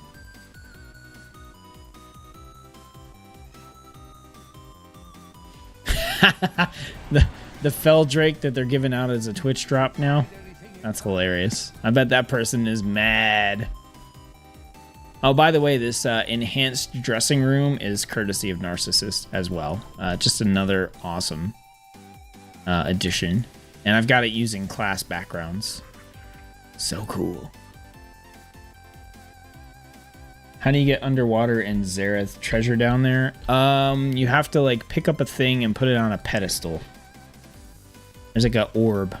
If you're talking about like around here, there's an orb and you put it on a pedestal and it brings the treasure up to the surface.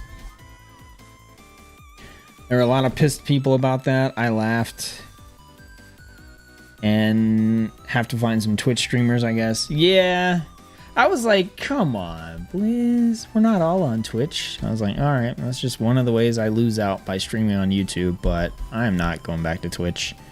If I go back to Twitch, it'll be for playing stuff that's not WoW. And then I'll have 2 viewers.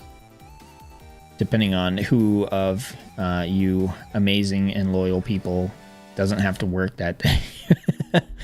Man, they announced the new Hearthstone expansion today, and it looks so cool. It's based on Arthas. It's called March of the Lich King, even though it's coming out in December. That's my little dad joke. It's not March of the Lich King, it's December of the Lich King.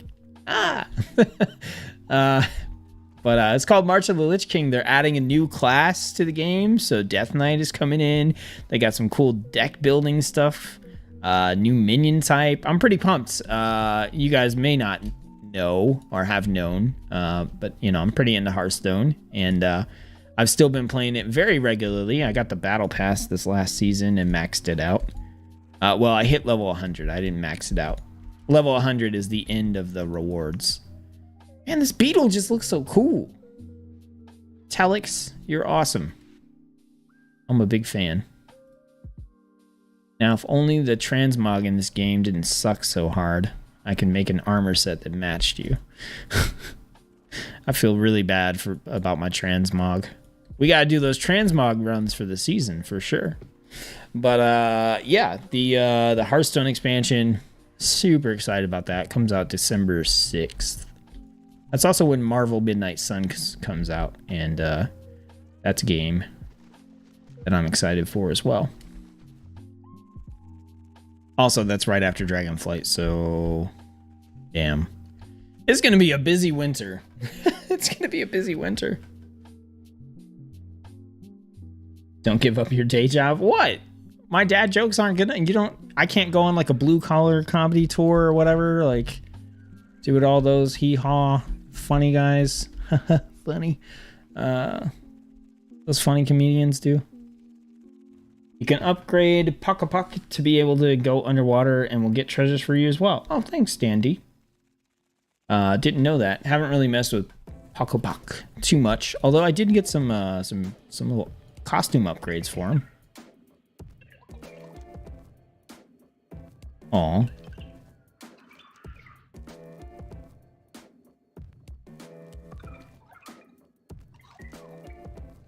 Oh. It was on my hunter, I think, that I got some of the items. I got him a little chef's hat, and he got a little Pepe on him, and stuff like that. It's pretty cool. Laugh so hard at your dad joke. I told that to my wife, and she just looked at me like I was an idiot, which, I mean, I don't blame her. I don't blame her. So yeah, this is my list, and from what I can tell, you guys don't have anything to add to it, which is good. I think I covered all the bases. And then over here, I have like an account one. So this is like tune up my weak auras helpers, tweak bartender, and these are some add-ons I need to look for. So I need to get like my tooltip add-on. Tiny tooltip is the one I was using. It hasn't been updated. It makes me sad. Tiny tooltip. Yeah. Tiny tooltip reforged. Ooh. An updated of Tiny tooltip for 10.0. It has the same features, but not all are currently 100% working. Ooh. Do we install it? I think we install it anyway and try, right? Let's give it a shot. Reload.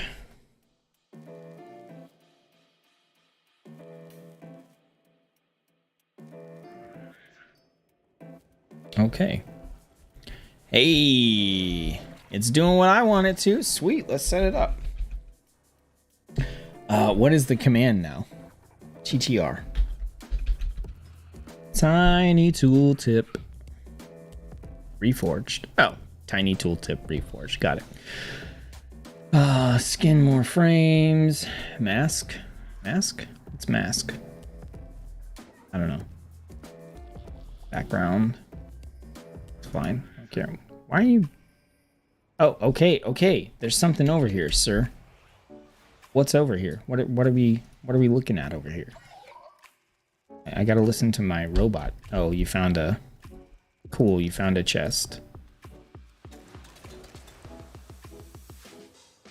Use 9 energy to just give me this stuff. Okay, let's go back. Let's go back to Tiny Tooltip. It's much more important. Okay, scale, that's fine. Border size, border corner.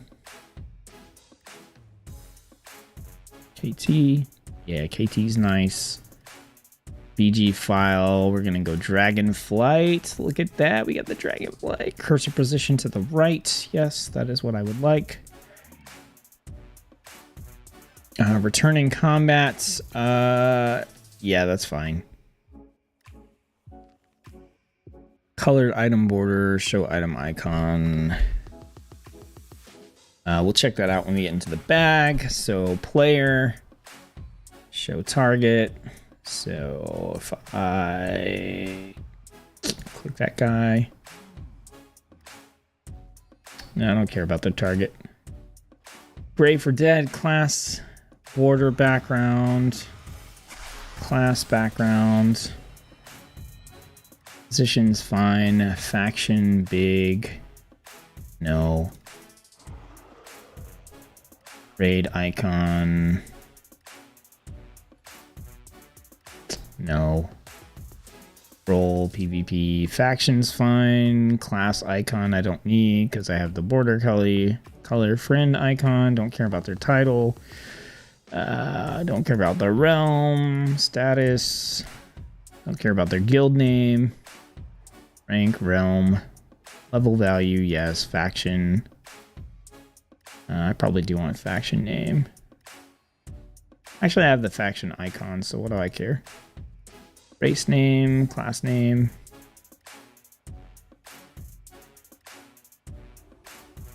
It's player, move speed, zone.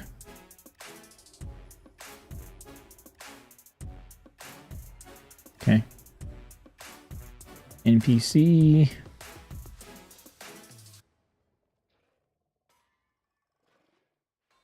Leave that the way it is.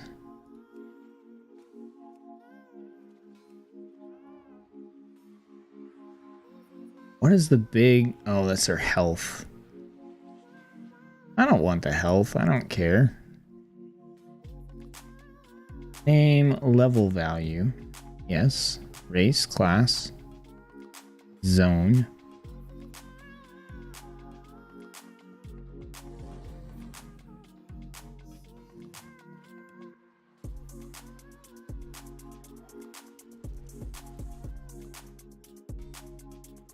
Drag element to customize the style.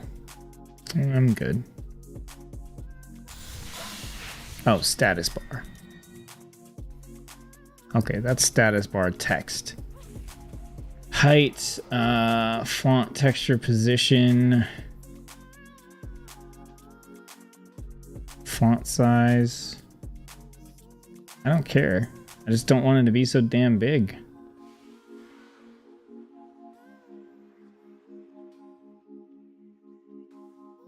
I am totally ignoring the chat. I apologize.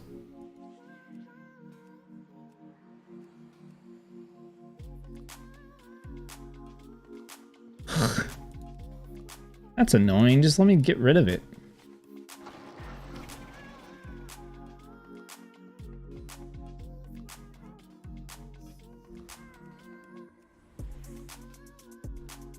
Oh well, I guess I can't get rid of it. I don't know why it's so big for players. It's weird, but still, I like the tooltip to be out there, and then when I get in combat, it'll go back over to the side.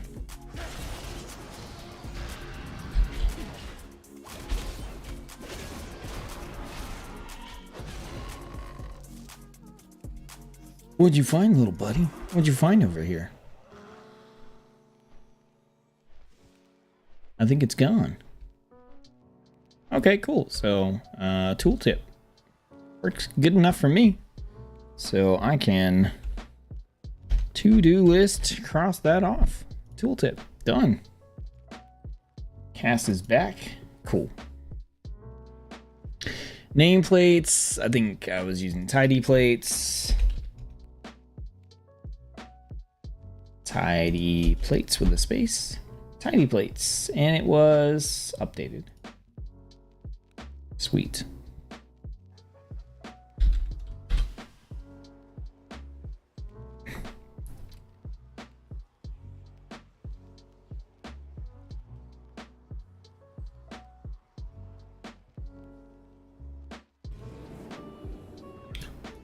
Yeah, I'm getting that one error is from Leatrix. Okay, so TP is not going to work. Let's go escape, options, add-ons, tidy plates, theme,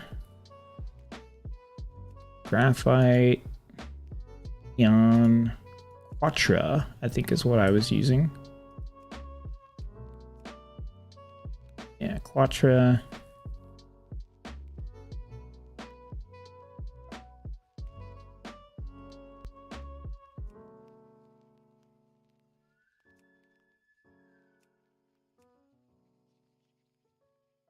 Pretty sure I was using this because it was simple.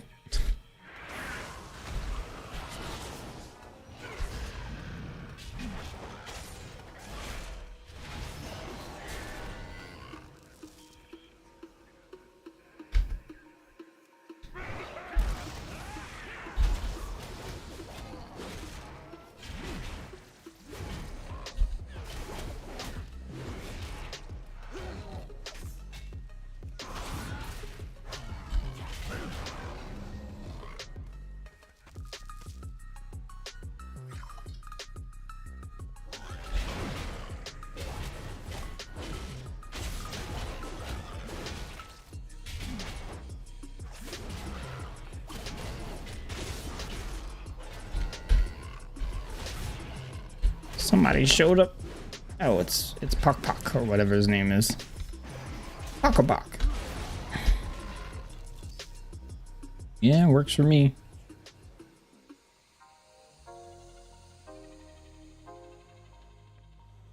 Works for me. I've used threat plates and all kinds of other stuff, but like at the end of the day, I just want something simple. Or I don't have to configure a million options unless I really, really, really need to. So there's another one. So anyway, you can kind of see what I'm doing here with the list. You know, going through, checking stuff out. So we went over seasons for the channel.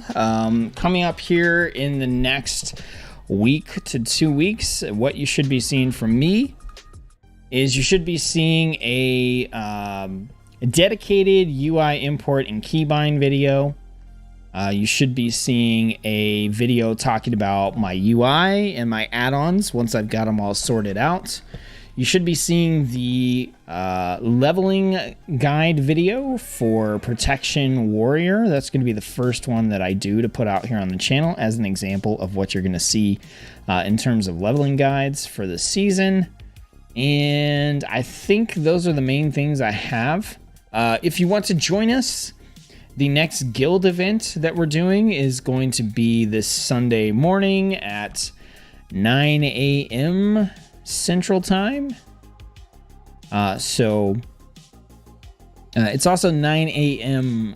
server time. So if you're not sure if you're on the Proudmoore server, it's 9 a.m. server time. From 9 to 2, we're just gonna be hanging out, helping each other level, gear up, work on professions, get ready for the the new expansion, help each other, like, hey, yeah, get rid of this, do this, let's go do this quest real quick so I can get it out of my quest log, and stuff like that. Also, one of the things that I'm going to be working on throughout the next couple of weeks is trying to do some allied race unlock runs. So if you have allied races that you are wanting to unlock, then you can come hang out with us, and we'll be working on that. That's kind of the next item on my list. Specifically, I'm going to be trying to unlock Nightborn and Zandalari Trolls. So if there's any of those that you want to unlock, that's probably what I'm going to be focused on for Sunday, unless people need help with like leveling quests or something like that. So you're welcome to join us for that too. So that's kind of what's going on right now and what you can expect to see from me on the channel. Root Sun says, does Headkilly detect your talent build and modify the priorities? By the way, I'm playing Fury. From what I could tell, no. I can't say for sure because that's not what I'm using. What you're seeing on the screen is not Headkilly. It's a Weak Aura's rotation helper that I made. That is specific to my build. So this stuff down here is 100% Weak Auras. And it does work based on the build I'm using specifically. So if I go into Weak Auras, you'll see this is my Fury Warrior rotation helper, which if you're interested in trying it out, hop on the Discord and shoot me a message, and I can send you the import code for it. And also you can grab the build that I'm using from, I have a spreadsheet with open world builds for all classes.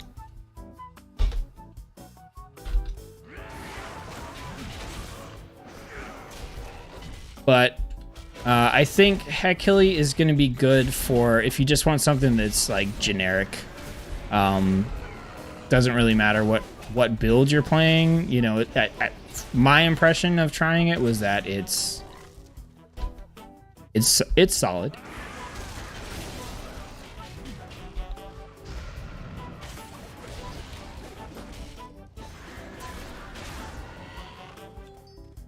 But yeah, that one here is Weak Auras, and yeah, 90% of the time you could just follow it. The one I made. So it's up to you. Grab Headkilly or hit me up on the Discord and you can get the import. So I'm going to be working on these a lot over the next couple of weeks as well, and I'm going to have them available for the leveling builds that I have on the spreadsheet, which, like I said, I'm continually jumping in to test those. tweak the talents if I need to, and work on the rotation helpers. So that's kind of the big project for me outside of just the content videos I talked about. Also, there's something really exciting going on for the channel that I can't really talk about right this second, but you should see it on one of the upcoming videos. I'm really excited about it, and I hope you guys enjoy it, like it.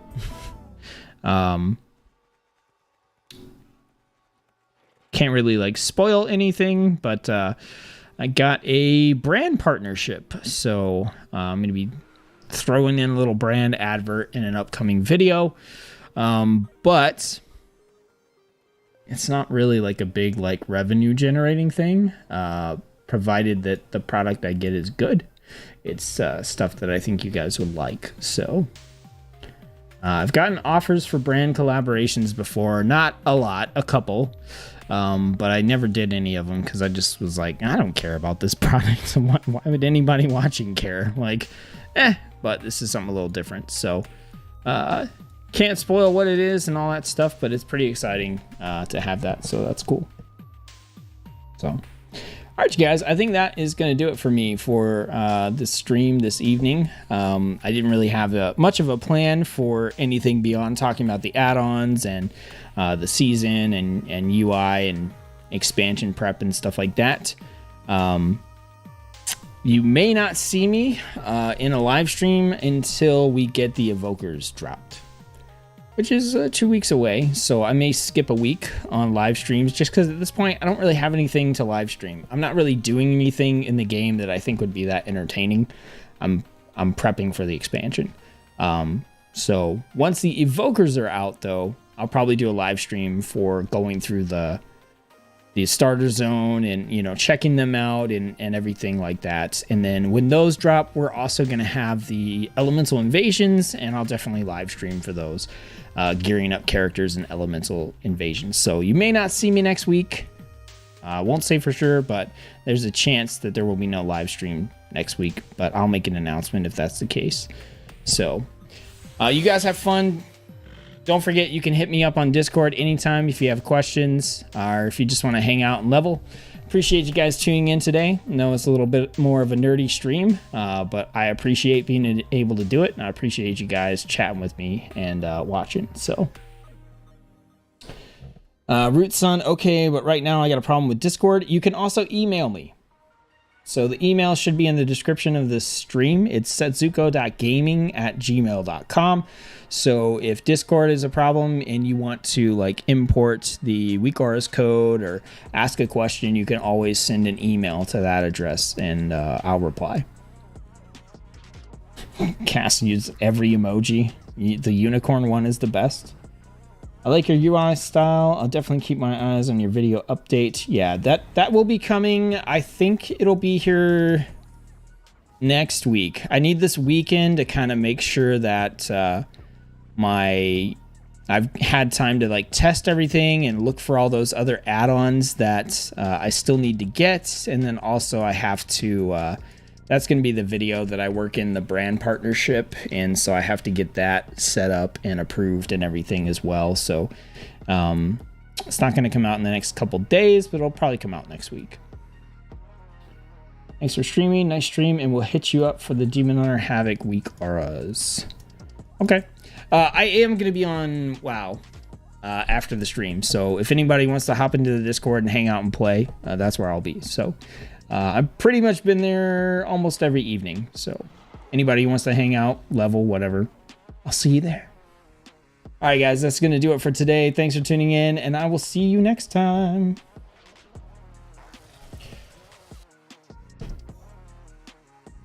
That beetle mount is dope. I need to. Why am I on this dragon, man? Why am I on this dragon? Give me back, what's his name? Thyroid. What was your name, Beetle? It's not Thyroid. Where is he at? Oh, Telix. Okay, Telix. Cool. Yeah, cool Beetle. Maybe I'll just call him Thyroid from now on. Thyroid, the storm beetle, or whatever, the storm horn. All right, I'm out for real.